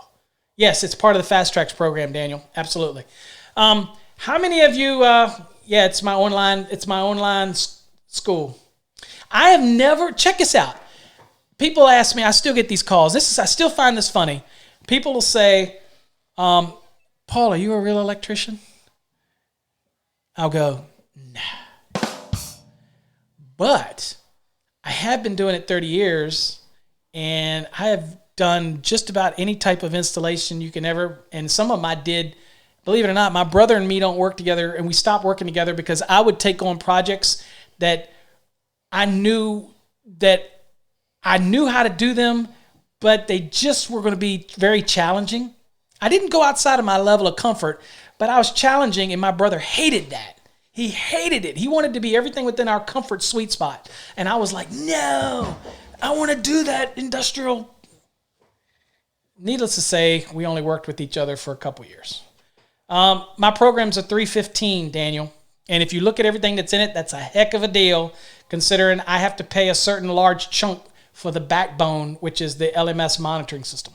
While I've been talking, Matt's been looking up this reference. So, a plate-type grounding electrode shall be installed below the surface of the earth, not less than. All right, say key triggers here. This is a grounding electrode conductor. It is a plate type. For the savvy installer or the savvy person, they're thinking, well, I'm going to go right to 250.50 to start, because that's where the electrodes start. And if I wasn't on Code Making Panel 5, I would not be able to say that. But you go to the ground. So in the back of the book, you're going under grounding electrodes. You're going on, because that's a trigger. You might try looking up plate, but I wouldn't waste your time. I would simply go to grounding electrodes, and you'd probably find the answer there. So we got a couple different answers here. We got 24, and I got a 30. All right. That means we have to look it up. When I get two people that have different answers, We're going to have to look this up. Okay.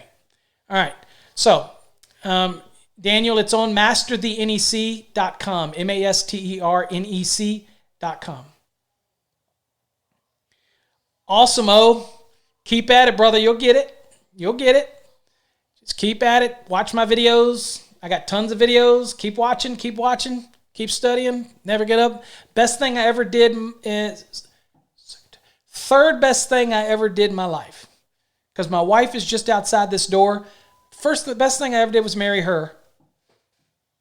My 30-year anniversary is coming up in a couple months. So, next thing was my kid.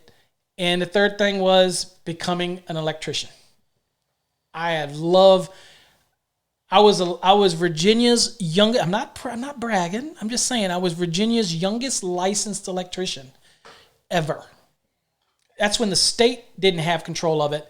The locality had control of it for the area, and I was able to sit for the exam. But it took my dad going down there giving him a bunch of crap. That was after I won the National VICA contest. Now they call it Scholastic USA or something, but back then it was called VICA. Anyway, the point being, and I don't even remember the point. Oh, the point is, don't give up. Oh, that's right. We're going to look that up because I have different answers. Okay, let's look it up. I got a lot of 30s. So, okay, so I want to go here. Now, I know that I'd go 250.50, but we're going to go look in the back. Let's just assume that you don't know, and I'm going to look for grounding electrodes. See if it's under grounding electrodes. Now, you have a code book you can flip probably a lot quicker than I can do with this dumb PDF. But I'm going to do it. I'm going to go through it and see if I can find it. See, this is one of those ones where the index can help you, can hurt you.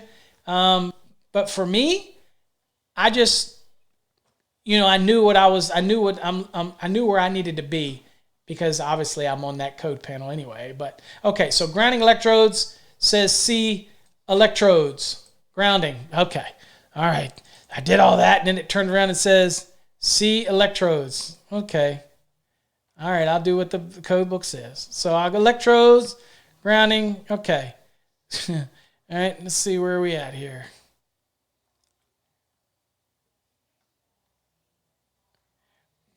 If I don't talk, guys, it's not because I'm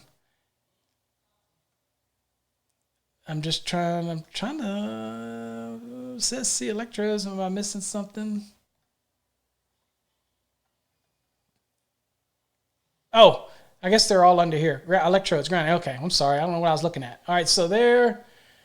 I go down. Concrete encased, fused, man-made metal,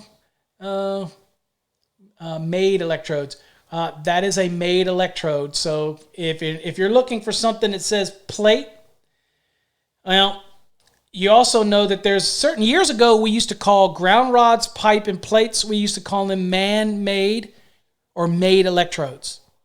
And remember when I said 250.50 is where I'd start? So I just know that from my experience, and you might not know what made means, okay?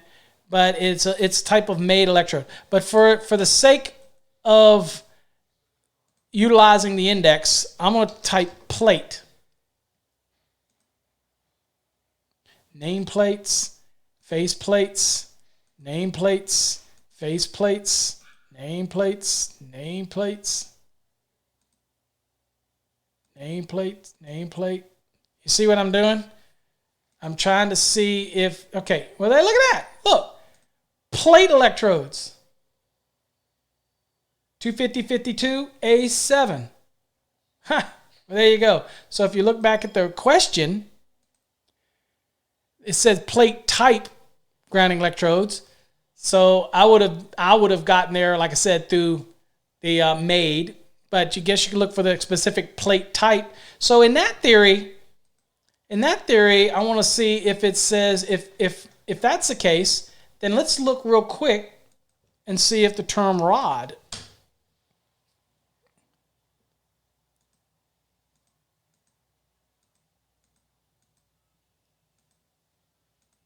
Bear with me. There's a method to what I'm trying to do.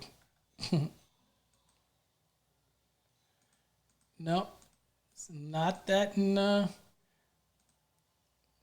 There is one for rebar. God, this is to help you guys. There is one for rebar. So rebar electrodes are in here. Let's see. Rod. I don't guess there's a rod, just a plain rod.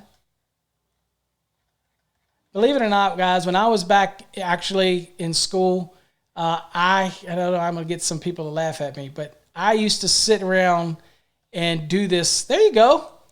Rod electrodes. I don't know why that didn't show up. Hold on, let's do this. Boy, what does that tell you? Index isn't always worth a poot. Anyway, so plate type, plate electrode, rod electrode, concrete, concrete encased electrode, rebar, that type of thing. All are searchables, right? Searchables. John, I already knew the answer. You knew the answer. We know the answer. I'm trying to show the method of how to get there in the back and all the plausible opportunities you have. Okay, John? Okay. All right, so in that case, I would go to 250. I was waiting for somebody to say that. There's always one guy. There's always one in the room, and we know that it's John now. So we all know there's always one in the room, and it's John. Okay, so 250.50. And that's where I always start, although it's probably not going to be in the stats because you're looking for dimensions, okay? All right, so 250.50. That's where I always, gosh darn it. As you can see, it's a good thing that you don't take PDFs into for an exam. All right, so 250.50 is just our general guidance. That then it drives you to A1, A2, and all that kind of stuff. So once you're here, if you're scanning and you knew to get here, then you could go down to a plate. It says each plate shall expose not less than 2 feet of surface to exposed soil. Electrodes and bear, blah, blah, blah, tissue, the thickness, and everything like that. So let's go back to the question. Oops. Actually, I was on here. This is what I'm at, guys. If you look here, I'm on A7. It says plate electrode, okay? Its surface area is 2 feet. But you go back to the question. It says, shall be installed below the surface of the earth, not less than. So it did not ask me, and the reason I wanted to do this, somebody said 24. It's not asking you the dimensions of it. It's asking you the depth below, okay? So if we're looking at the depth below and we're here, then we know that you move on to the requirements in installation of these electrodes. Right there. And the plate shall be installed not less than 30 inches below the surface of the earth. I'll just highlight that for the next class I do. Oh, it's behind my head, but you see it right there. So that means our answer is 30 inches. So just kind of the concept to it. Now, if I had said 24, it would have given me 250.53H. Go look it up and then see what are we keying in on the answer. Again, I'm going to remind you that we're using the exercise with the index. But in real life, you're going to have to just know a lot of these things. And you will, in our program, you will. We did. We got 30 inches for whatever the last one was. 30 inches underground.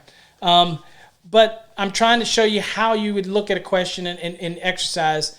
Look, I have a lot of people that say using the index is the key. In reality is the index just helps you a little bit. Some of these things, this is why the Fast Tracks program or any program you use, I'm not gonna keep stumping the Fast Tracks. Yes, it's associated with me, but whoever you use, they're not trying to make you memorize it all. We're trying to buy extra time for the exam, But as you go through these things, and I'm making you use the index as you study. You won't need to use the index for everything.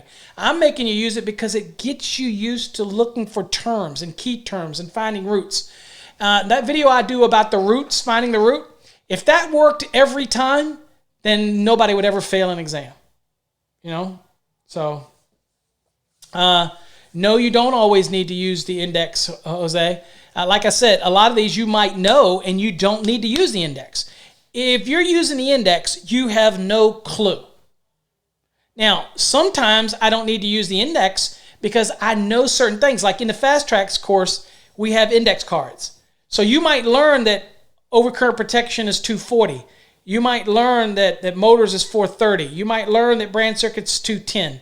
You might learn that feeders is 215. You're going to learn that outside branch circuits and feeders are 225. You're going to learn that 680 is swimming pools, spas, hot tubs. You're going to learn that 690 is PV systems. You're going to learn that 242 is over voltage protection in the 2020 code. You're going to learn that 310 is circuit conductors. You're going to learn 334 is non-metallic sheath cable. 336 is tray cable. 338 is service entrance conductors. Okay, you're going to learn 410 is luminaires applications. 408 is panel boards, switchboards.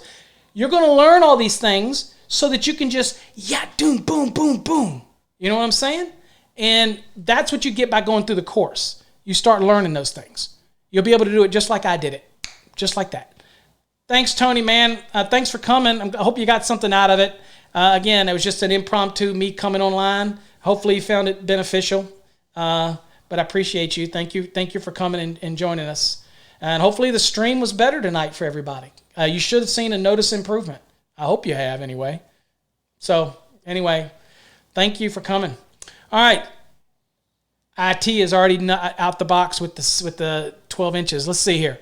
In Class 2 Division 2 locations where pendant mounted luminaires are suspended by rigid metal conduit RMC and the means for flexibility is not provided, the RMC stem, this piece sticking down from the box, shall have a length of not more than blank.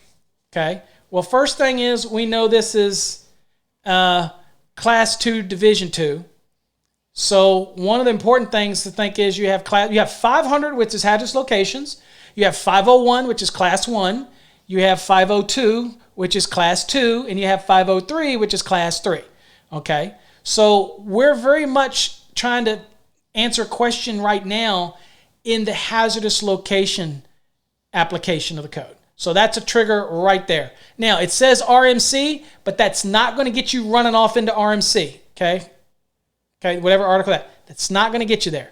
You need to stay in here. You need to know that you has it. Now, some people, when you ask me, would you ever use the code, okay, if you ever always use the index, then the answer would be no.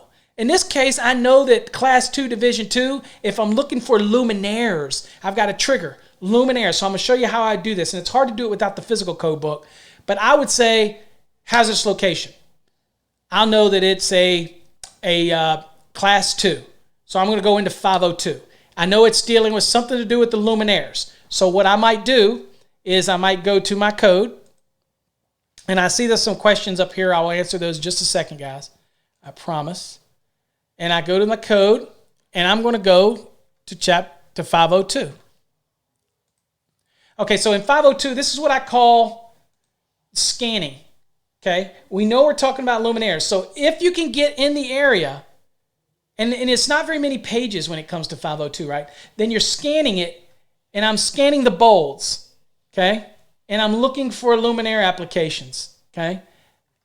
And this is very common, is you get used to what's called, I got an example. Any of y'all ever done that thing where you look at something and you have to stare at it? And you stare at it long enough and you can see some image. You know what I'm talking about? It's one of those things where you stare at it long enough and your eyes end up crossing. And same concept here. You're going to get used to it as the more you do this called scanning, the more you move to the bolds and then you quickly scan the information, you're looking for key terms. We know it's Class 2. We know we're dealing with that. We know that we're dealing with, and I think it's, let's see here, Class 2 Division 2. You know that's what you're dealing with, so you know you got to be in a Class 2 Division 2 location. So you skip everything that says Class 2 Division 1, and you're looking for the term luminaire. You're looking for that in support. Those things will just stick out in your mind, and you're scanning. So let's get back to the scanning. So I'm scanning, and I'm going, okay, boom, boom, boom, boom, boom. Equipment, boom, boom, boom, boom, boom. I'm looking at it, not burn. Don't care anything about the burning. Burn, burn, burn, boom, boom, boom, boom, boom. Drive transformers, boom, boom, boom. I'm looking down, trying to see, boom, boom, boom. Resistors means nothing to me. Motors, boom, boom, nothing, nothing. That don't mean anything. Class 1 Division 2, that don't mean anything, because Class Division 1, that don't mean anything. I'm looking down in here, and luminaires. Question dealt with luminaires. Now, this is where the question becomes important, because I'm thinking of those bold things. Remember the question? It had to do with specific, I think the answers were in inches. So now I'm at luminaires, I start scanning the inches. Okay? And you'll get used to doing it, because at this point I'm trying to remember that it was talking about a luminaire, and it was being suspended by a rigid metal conduit, and it was 30, 24, 12, and 18. 30, 24, 12, and 18. 30, 24, 12, and 18. Those are triggers, okay? So it's a way to do it. And hold on, let me move me, because now I'm going to be in the way here. All right? So anyway, let's go back to the code book. So anyway, I'm looking at it, and it says, boom, boom. Remember the question was about pendant? It said, pendant luminaires shall be suspended by threaded rigid metal stems, by threadless steel intermediate round, or by chains or approved fittings, or by other means for rigid stems longer than 12 inches. And our stem, if you remember, it was like, well, what's the distance? We didn't have a distance, okay? Remember? Oops, sorry. Remember, so we're looking at it and go, okay, for rigid stems longer than 12 inches, permanent or effectively braced against lateral displacement shall be provided at a level not more than 12 inches above the floor, blah, blah, blah, for the stem. All I see is 12. So on an exam, I'm seeing 12, 12, 12, 12, 12. That's all I'm seeing is 12, 12, 12, 12, 12, 12. Time is of the essence. So I'm going to go back to the exam, and I'm going to go, I'm comfortable with that. I'm going to go 12 inches. And that's correct. Okay? 130B4. So if you go back to the NEC, I was still here. You see what I'm saying? I hadn't even made it to B4 yet. But this was under what? What did I do? Somebody tell me that I took 12 inches and I got it right. I got it right. But what did I do wrong? And while somebody answers that, I'm going to look at your questions. I want you to see what I did wrong. Let's see, while I catch up on questions. Oh, Benjamin, why did I leave Virginia? I'll answer that question. I left Virginia because Encore Wire Corporation, I was working for NEMA as one of their experts in their southern regional representative. And I kept flying out to Encore to help them with issues, a lot of calculation stuff, data center stuff, calculations. And then ultimately the CEO, Daniel Jones of Encore, made me an offer I couldn't refuse. And within 3 months, I sold my house and moved everything to Texas. The saddest part of that is my dad was dying of cancer at the time, but my dad would have told me, you got to do what's good for the family. You got to do what's good for you. And whether that was a great move or not, chapter's still being written because it's been 6 years now. But I upped and moved. It was gone. Daniel, I don't do these at any I just do them anytime. I don't have, for this kind of thing we're doing today, we're just off the cuff. I don't have any rhyme or reason. We're just having a conversation. I don't really set this up formally. On my website, electricianlive.com, that's a different site versus the one for education, which is Master the NEC. But on the Electrician Live, you will see that I do, in case y'all didn't know it, I do have an upcoming 2-hour exam prep show coming in a couple weeks. And that one, we're actually going to use some of the presentations in the programs that I have in order to teach you some exam stuff, calculations, ranges, all that good stuff. So that's coming in a couple weeks. So stay tuned for that. Questions?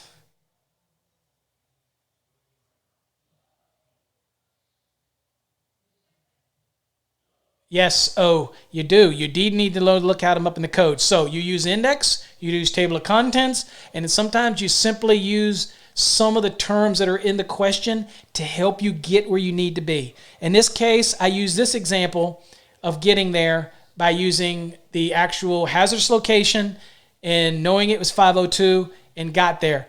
But I did something that I want somebody to identify what I did. And I said it earlier, and I said, be careful. This time it worked out for us, but you got to be careful. I want to see if anybody said it. I guessed. I did not guess. It was 12 inches is on the screen. How's that a guess? Hold on, I got a button for you, IT. Hold on. I got a button for you. Let me find it.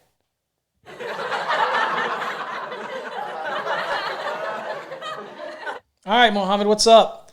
Thank you. I like Encore Wire too. No, I didn't guess. I went to 502 because of the question. It got me here. But nobody stated what I did, and I want you to be careful when you do this. This case, it didn't hurt us. But be careful.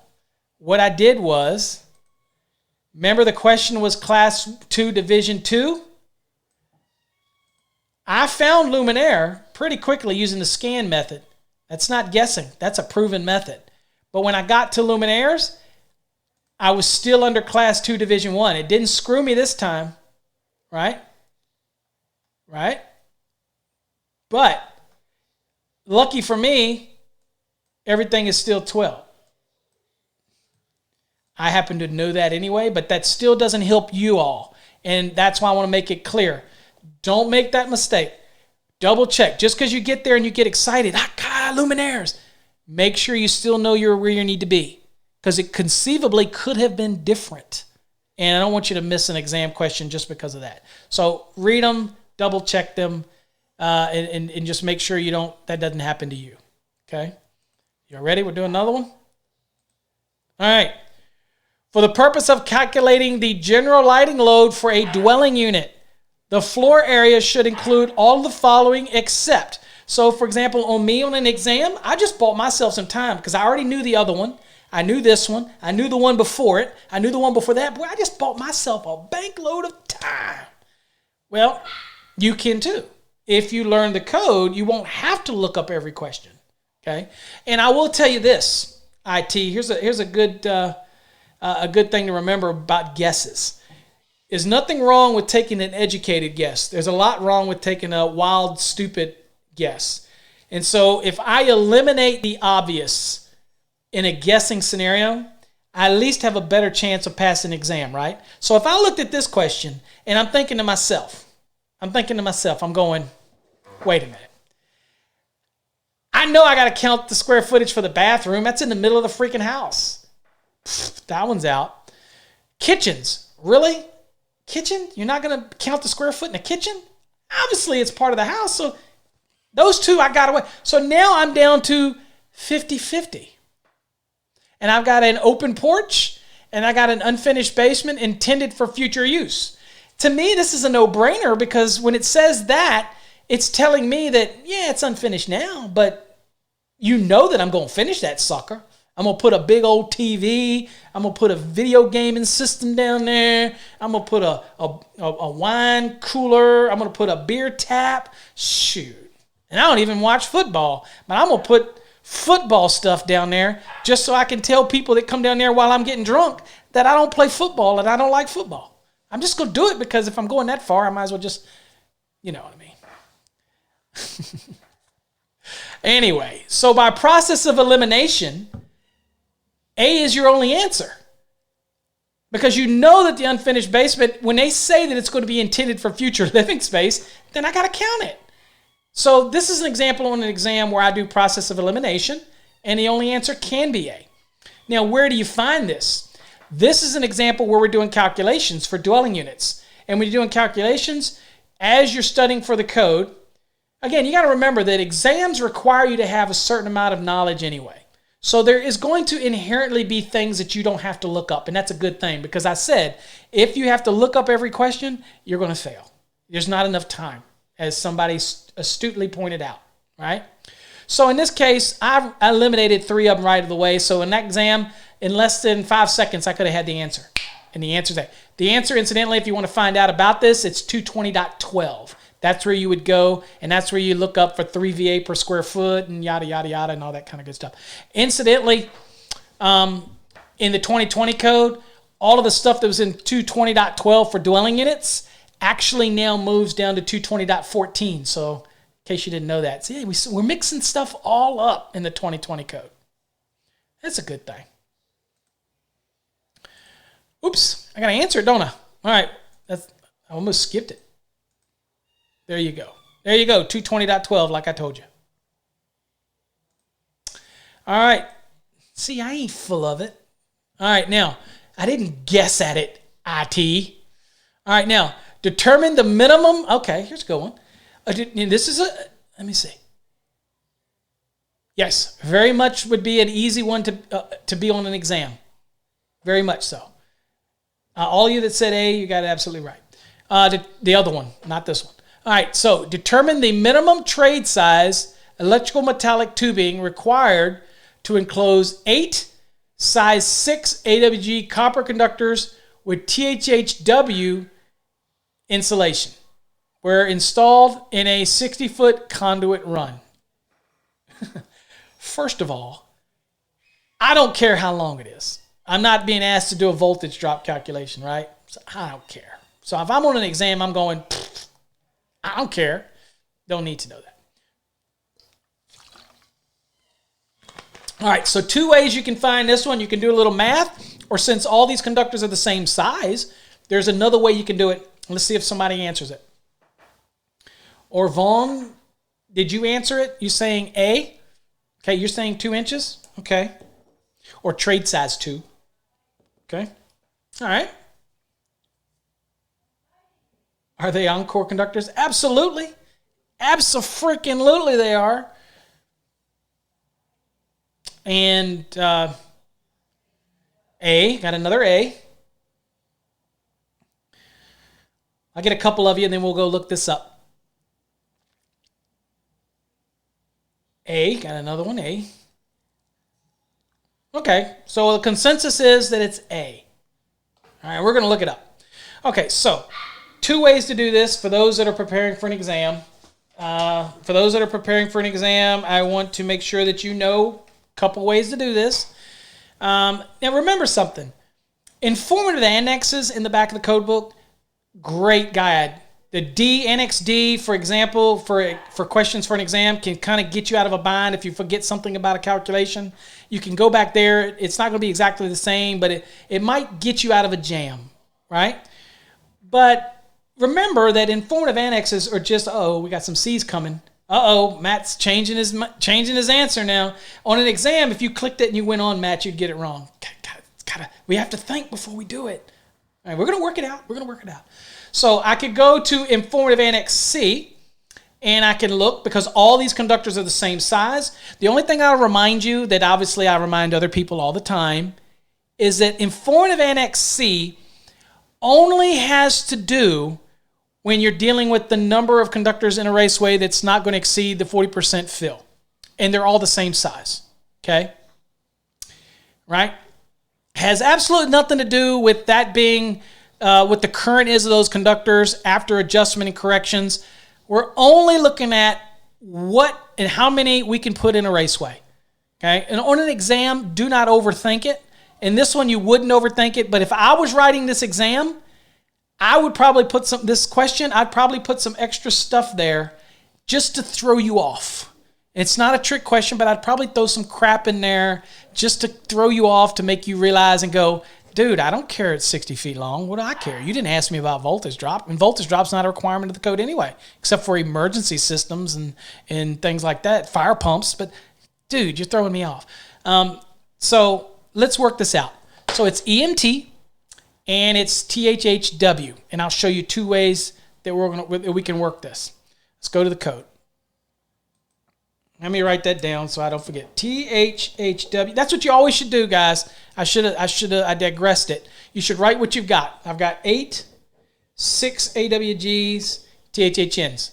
Always write it down once you start digging into the code, and it's EMT because we're going to jump to the back of the code, and I don't want to keep jumping all around. All right? So let's go to the code.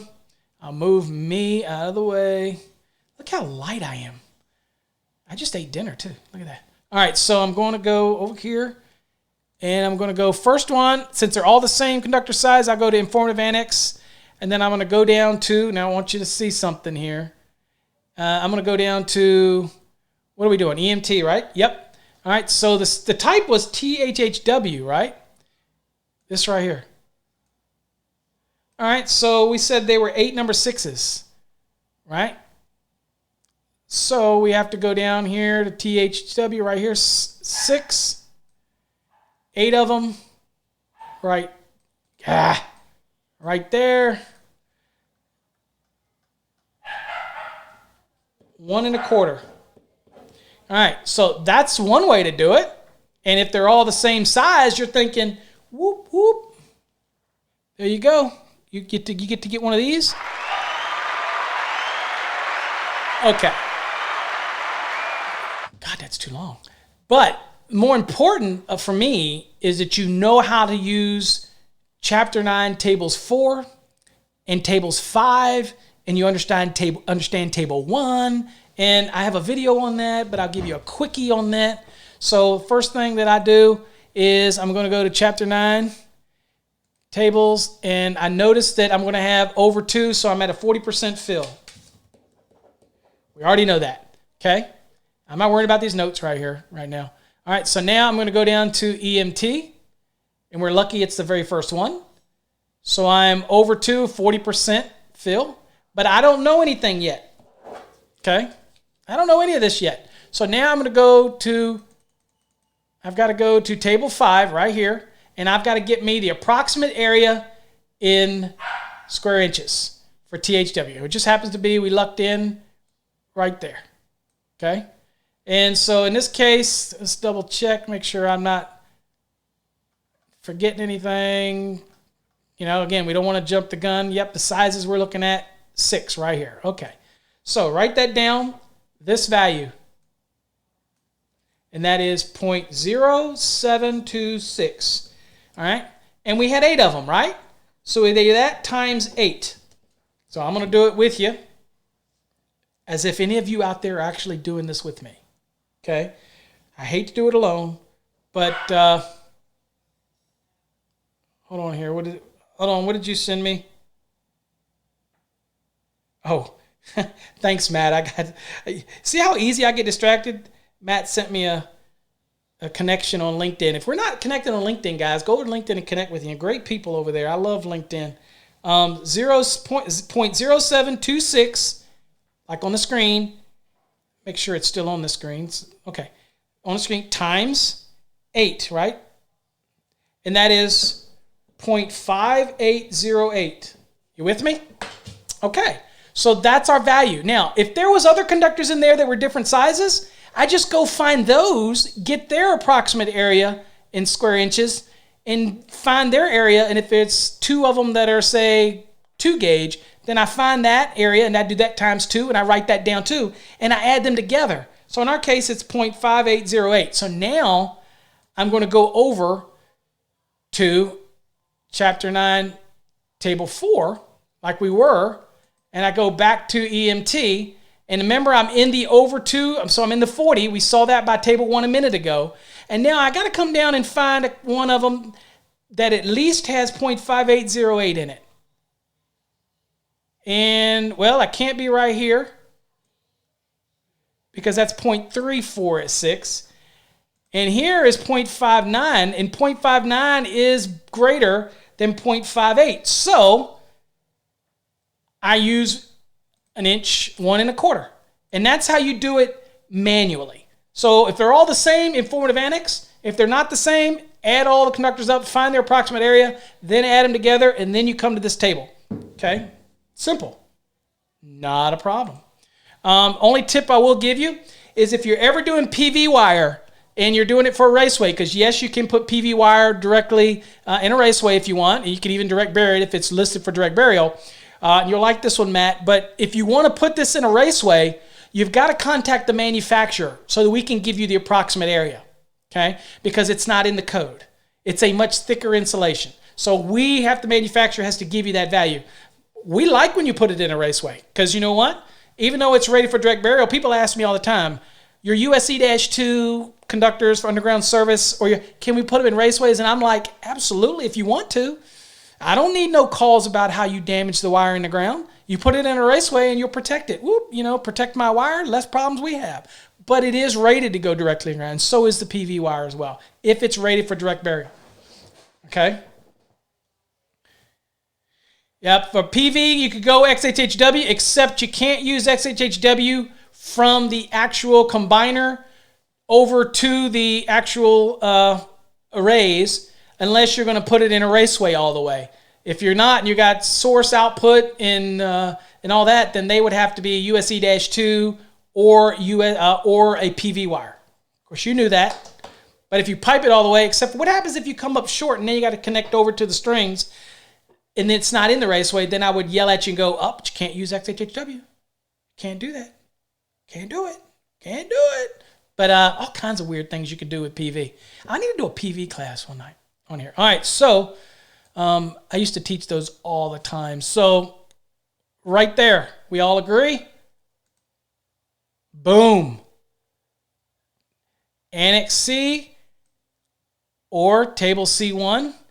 I showed you both methods of how to do it. How about that? Oh, we got 76 because we missed a couple of them. But here's the neat thing. This is good. So now, when you learn the Fast Tracks program, right, and you get into it, and you finish them, and there's tons of these guys. There's literally 25 of these, 3 of the others. There's section exams. There's timed exams. In this, yes, we did. We just barely passed. But, of course, there was 15 of them that I used as examples that we didn't answer that I probably got wrong because I was using them get wrong. I know we got 100. But anyway, I want to show you what happens here. So, look, you can review your test. So it'll take you back to the beginning, show you which you got right, which you got wrong, and you can scroll through them. Go to the next one. See what the score is. Look and see what you got wrong. Here, look at this one. I know we did this during a class. So the journeyman, okay? So you get to look at it and you get to look at the code section. So it's really a useful tool. And you can see here, if I show you here, you can see that we have tons of them. But even though we give you all these guys, this is what's the beauty of this Fast Tracks program. And here's my video on how to do a root, examine the root. I probably should refresh myself on that one too. The thing that's neat in here is at the end of each one of these, you have this huge section quiz. These are also, and look at it, it's 2-hour time to replicate an exam. Look what the average score is on it. 21%.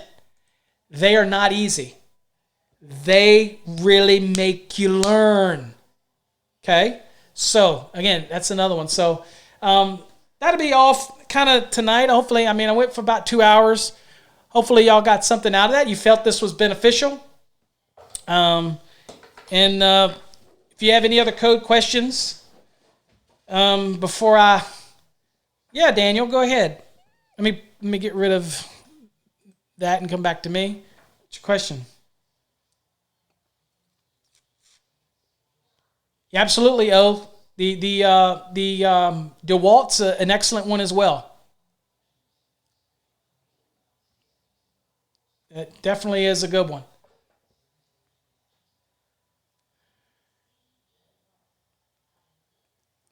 You're most welcome, O. Like I said, most people that know, I try to do everything I can. Ketsoya, what's up? Thank you for coming. I thank all of y'all for coming. I really do appreciate y'all. I am truly not out just to sell stuff. I obviously I have to make a living, but at the end of the day, somebody asked me the other day, if I was a millionaire and I won the lottery, would I still do my teaching? Abso-freaking-lutely. I wouldn't change it. I know people say, oh, sure, Paul, you're rich. You wouldn't do it if you were a billionaire. If you haven't listened to me any time and realized that I do this because I love doing it, I just do. I love electricity. I'm not always right. I'm human. Make mistakes. I try to learn from every mistake I make in my life. Every single mistake I made, I try to learn. We got some questions here. Hold on. What section of special equipment and conditions? What section, or are you talking about what article? If you're talking about what article, if you go in here, you'll see in the back of the book here that you have different chapters. And let me close these so you can see them. I'll show you. Hold on here. Let me close these. Two. There we go. I need to close these so you can see them. Okay. So you have Chapter 5 is special occupancies. Chapter 6 is special equipment. Let me make sure y'all can see that. Yeah, you can see it. And Chapter 7 is special conditions.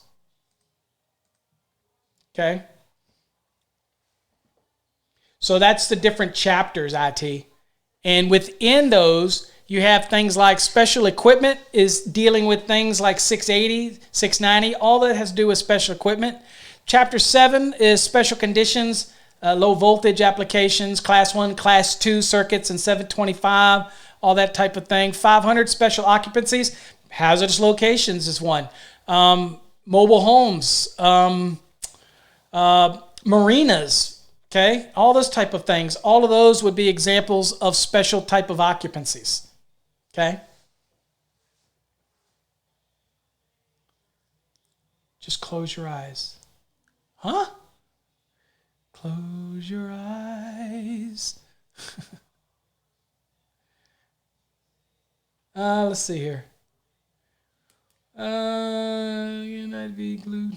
Matt, if you had to start again, you'd be glued to my teaching. So I appreciate it, Matt. I really do. I try to make learning the code interesting. I like to think that if you turn me on, you won't fall asleep. And for years, I did live seminars. If you ever get a chance, and I just say this, if you ever get a chance to attend one of my live seminars somewhere where I'm teaching code updates or something, you will crack up. If I don't have fun, you're not going to have fun. Code can be dry, man.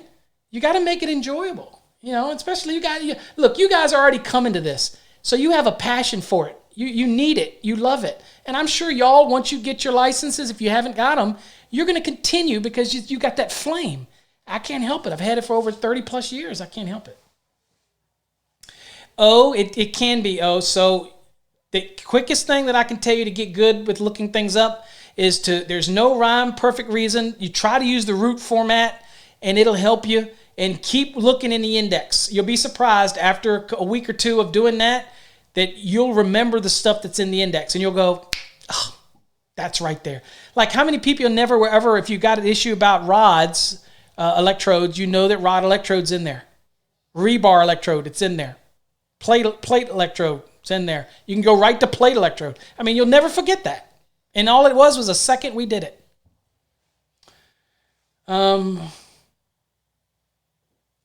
Let's see here. I got one more question. Where do I find renewable energy technologies? Well, when you say renewable, are you talking about like PV? Most of those type of things you're going to find is in chapter 6. It's chapter 6, PV. Things like, well, here, I'll show you. If you're I'm in the code, and I go to chapter 6, and what you'll see here is EV, electric vehicles, 625. That's kind of a renewable thing. Believe it or not, electrified truck parking space is all about renewable energy because you're not just wasting energy. Kind of a neat one. You've got, see here, you got PV in 690.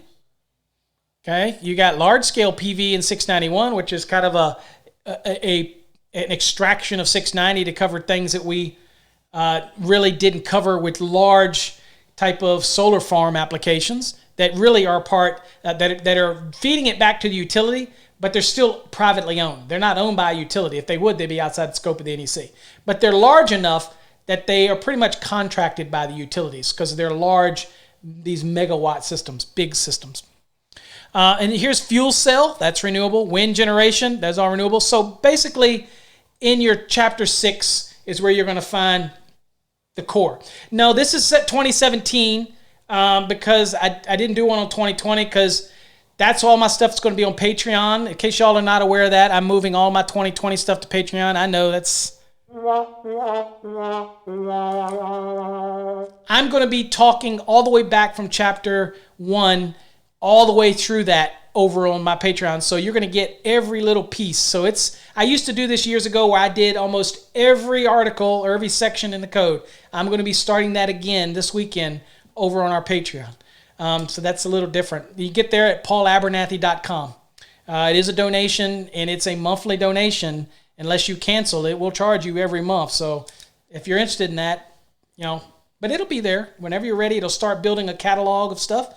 If you ever need it, it's right there. And you'll be able to pick out I'll have an index page that will pick out so you can get quick links to any type of code section or article or subdivision that you need to. Anyway, no, this is on the 20, but didn't matter because there's only some new stuff that came in as far as new articles in the 2020, but a lot of the stuff has changed. But since we're doing exam prep today and none of the states are on the 2020 code yet, that's why I'm using the 2017. No states are testing yet. I think maybe Massachusetts might be yet, but nobody else yet. Okay. Absolutely, Lady J. I'm glad you asked. So on the actual program right here, and I'm going to scale this down so you can actually see it because I don't know why it's so huge. Actually, let me transform this to fit the screen. Hold on. Okay, so this is actually what makes the Fast Tracks program unique. Okay. There's no rhyme or reason when I do these. I suggest that you subscribe to this stream, and you'll get a notice when I do it. But usually, if I do it, it's going to be during the week, and it's going to be between 6 o'clock and 10 o'clock. That's usually when I type of thing. Okay. Daniel, I heard that shut-off switch for a home pole meter. I'm not sure what that means, Daniel, unless you're talking about the new allowance for the emergency disconnect for single 1 and 2 family dwellings. So we have a new requirement for dwellings for an emergency disconnect outside the home now in the 2020 code. I'm not sure if that's what you're talking about. Yeah. So actually, I have a podcast on that. You can go back and listen on our YouTube channel that talks about that. It actually has some graphics. Actually, for those that are interested, in case you're interested, you might not be interested, I put out a newsletter every month. And it's a newsletter on the 2020 National Electrical Code changes. And I walk you through all of the significant changes. But I spoon feed you every month. Instead of drinking from the fountain, okay, you just... you're just sipping it from a glass. And so each month you get a new issue, and I go over anywhere between 7 to 8 code changes for that month. Yes, it costs money. It's my newsletter. You can subscribe to it annually, or you can download it from the website per month or per issue if you want. I had a little glitch there for a second. I noticed that. But we do that too. We do that newsletter. Anyway, Lady J, I apologize. So this is, let's see if I can get it to where, okay. So this is the Fast Tracks program for those that were interested. And it literally walks you through everything you need to know, not just to pass an exam. I probably shouldn't say that. What it is it's really going to walk you through understanding the National Electrical Code long term and help things sink in so you're being able to answer those questions pretty quickly. But reading material, interesting enough, here's some reading material to show you what it's like. Now, say you're the kind of person that doesn't like to read, okay? You like to listen. Well, check this graphic out. So every one of these call-outs is described here so you get a better understanding. Really decent graphics here, but watch this.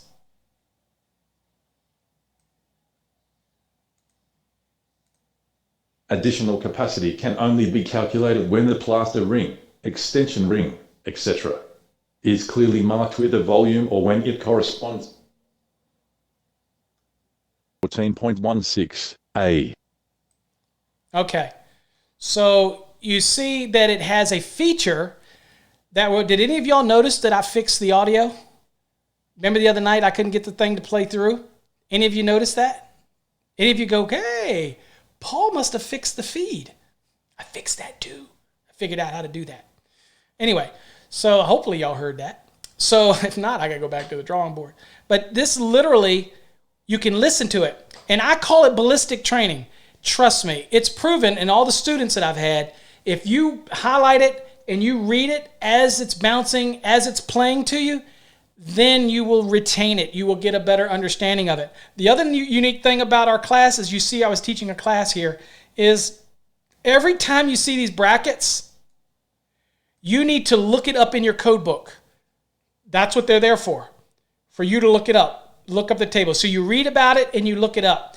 What this does is it moves you in and out of the code book. In and out. And I can tell you, these are your real important subdivisions that we might be sending you to, or sections that we might be sending you to. But again, there's graphics that explain all of the aspects of it. Okay, so there's the box. You scroll down through there. Here you go. Remember we were talking about earlier? It talks about the boxes, how to do the box fill calculations. You know, how to know that the markings on it in here is the total number. Okay, so you can have 9 14s, 8 12s, 7 10s, right? But just remember that of these 9, a device counts as 2 of them. Okay, so it talks about all that. So all that's in here, and it literally goes through everything. There's also a really good one when it comes to calculations and how to do services, how to do feeders, how to do 1 and 2 families, okay, all that type of stuff. Hold on, let's look at that. Let's look at that question. Somebody said ground up. F, what is he calling out? No, that's not why it was negative, Matt. You can have the ground up, the ground down. Code doesn't care. Doesn't care. The reason is by the count. The number of counts. So he has a problem with the count. Installing a device in this box is a violation of 314.16. Okay? Based on a count. So based on what's in the box. Okay? So it's just a calculation that he's doing. So you've got 1, 2, 3. 1, 2, 3 coming in, right? And this is, so you count this black one, this black one, this black one. So that's 1, 2, 3. And then you got this one, white one, this white one, this white one. So that's 3, 4, 5, 6. All the equipment grounding conductors count as 1, right? So that's 7, right? And then this counts as 2. So that will be 8, 9. Okay? 9 total conductors. So all this right here is just trying to be a shortcut for you. That's why they stamp it in the box. So it would exceed it. You with me? Because you can only have 8 12s in this box. So it's just a shortcut, the way that the manufacturers stamp that in there. But in this course, it tells you how to do it using 314.16. Okay? So it walks you through how to do the cubic inch calculation and all that. Okay? Yeah. Well, the reason he's putting that in a circle, Matt, is not because it's turned upside down. He's putting it in there because it can't go in that box because it would exceed the box fill requirement. That's why he put the circle around it, not because it's upside down. Anyway, so I don't know if that answered you. I don't know if that answered your question, Lady J, but yes, trust me. If you don't trust me, trust anybody else, but when I tell you, there is no better exam prep program. If you go through this program and you finish all the questions, all the sections, all the exams, and you still fail the exam, mark my word here, y'all can remember this now. All of y'all hold me accountable to this. If you go through every single question and you take every quiz and every exam and every unit and you still fail the exam, I will give you every penny of your money back. In fact, I will give you 200% of your money back. How about that? But you have to go through every one of them and you have to pass everything. I'm just saying. Most people don't do it because they don't have to go through all of them, because by the time they do that, I just had a guy text me the other day. Y'all might have seen him from LinkedIn. He only got about, he didn't finish the whole course. He only needed to go through and did, you choose what you want to do in it. But he didn't feel he needed to go through the whole thing. He only went through like unit 4 or 5, and he was ready to take the test, and he passed. I mean, you do it if you want. You get access to it for 365 days. You get access to print any of it you want, print any of the charts. One of the neatest things in here is, let me show you. This is just one of the neater things. Oh, there's videos embedded, podcast embedded, conduit body fill embedded. I go over everything in here for you. But one of the neater things in here is calculations. When you get into the load calcs, like right here, pretty neat here is let me go back to the beginning so you can see here. Here it walks you through systematically how to actually start that calculation and where you get the 3 VA per square foot, where you get all those values. It literally walks you through it and calls out the numbers. It talks about what's considered an appliance, what's considered, even though a clothes dryer is an appliance, it doesn't fall under the appliance category when you're doing the 4 or more and you get that D rating of 75%. It just kind of explains that. Here's the neat thing. See this form? You use this form, which you can print out. I can increase it right here on the right, as you can see, above me. I can print this out, and you use this, and you can literally keep this, a copy of this. And I recommend to people to take it and laminate it so you can use a dry erase marker on it, and you can use it in the field for a quick boom, boom, boom, boom, boom, boom, boom, quick reference, and teach your apprentices. I'm all about all the people that ever worked with me, all the apprentices I ever had work for me, I made sure that when they at least stopped working for me, and I like to think I was good to work for, but I at least made sure that they learned the code when they left away. All right, so here you use this, and we're going to give you a house. And again, we're going to give you a house. We're going to give you a commercial building, a restaurant. Here, we're giving you all the dimensions, right? And you're going to actually use it, and we're going to walk you through and show you how you fill out this form and explain to you what each one of these things means. Remember that question about the 3 VA? There it is. And it also shows you that it's 220.12 that we talked about in the question. You can highlight things. You can add notes to remind later. You can even create your own flashcards. Check this out. 3 VA per square foot. I'll do this. Watch. I'll highlight that. Add a flashcard. Okay. 3 VA per square foot. 220.20. Save. Now, part of that unit loads flashcards, I just made me a flashcard, 220.20, okay? Actually, I don't think it's 220.20. I got to edit that. What did I say? I must have got, my brain got ahead of me there. Sorry about that. There we go. So now you created your own flashcard, 3 amperes VA per square foot. You can create your own flashcards in this program on the fly for anything that you want to make a flashcard to help you learn. All integrated into this program. Plus, they already comes with a bunch of flashcards anyway.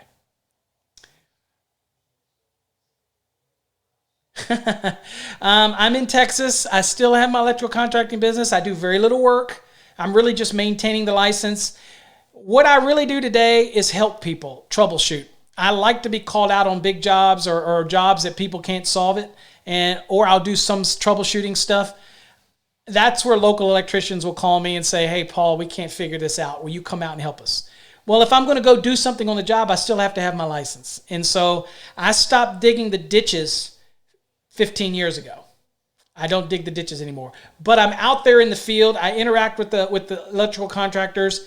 I work as Encore Wire. I'm actually head of their codes and standards division. So I am on job sites all the time. So it's still the same. Ain't nothing changed. Wiring's wiring. I can bend conduit, tubing, run to data centers, tray cables, running cable trays, size. It's like riding a bike once you learn it. But I was so involved in it. But I can say that I still learn something new every day. something new to learn on a job site or whatever. But I went on a service call just last week about a breaker that was arcing and had to fix that. So I still get out. You're not going to have me wire any high-rise buildings anytime soon. I'm done with that. I'll teach you how to do it. I'll help you calculate them, but I ain't going to do it. I find it's much harder to do residential for people than it is commercial. You want to know why? Once you learn how to read a blueprint or you have somebody helping you, usually on a job, when I had a big commercial job, I would say, hey, Johnny, see this part? I want you to do this today. I want you to run this to this to this to this. When you get done, you come back and get me. If you have any questions, you call me. Hey, Billy, come over here. I need you to do this. So the foreman runs the project. So electricians learn how to do little pieces. And then you all might get together to pull the feeders or the service conductors or something like that. But when you're doing residential, believe it or not, you have to think about everything. Okay, you have to think about layout. You have to think about boxes, there's a lot of stuff to think about. So I don't discount any of it. I love the commercial work I did. I love the residential. I love the industrial work. Motor controls that I did. I wasn't a big motor. I didn't like it. You know what I mean? I just didn't. The concepts I get, relays and contacts and stop starts, and I get it. Variable frequency drives, I could take them in front of them. But I was blessed enough to be able to do a little bit of everything. I was lucky. I will say that. I was blessed for that. But no, I'm not needing apprentices today. You are my apprentice. Every time you come to one of my teachings, you are my apprentice. There you go. See? And I didn't have to pay you, and I didn't have to pay half your benefits. I don't know why that straight as 8 thing keeps coming up. There's a glitch in that bad boy. I don't know whatever. I'll cut that thing off. All right. Any other questions we might have for anybody before we go?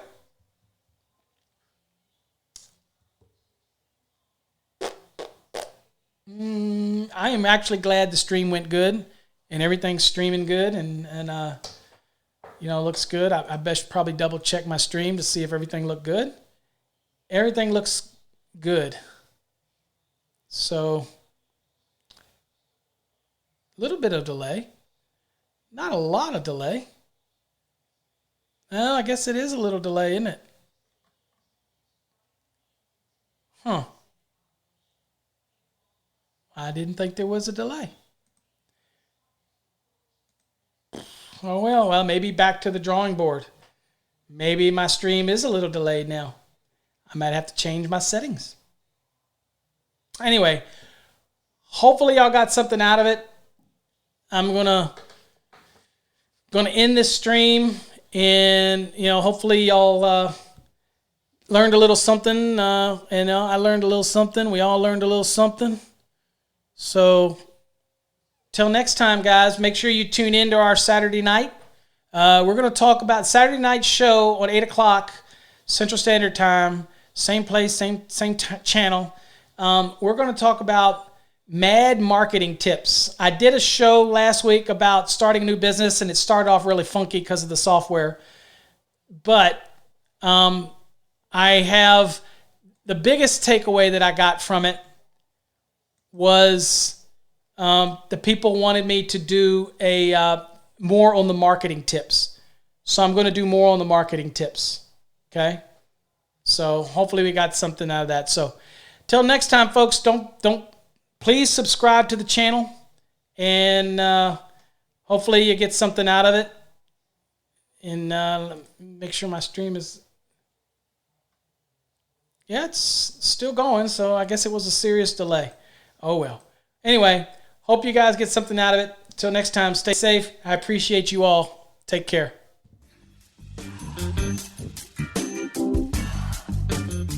You've been listening to Electrician Live with your host, Paul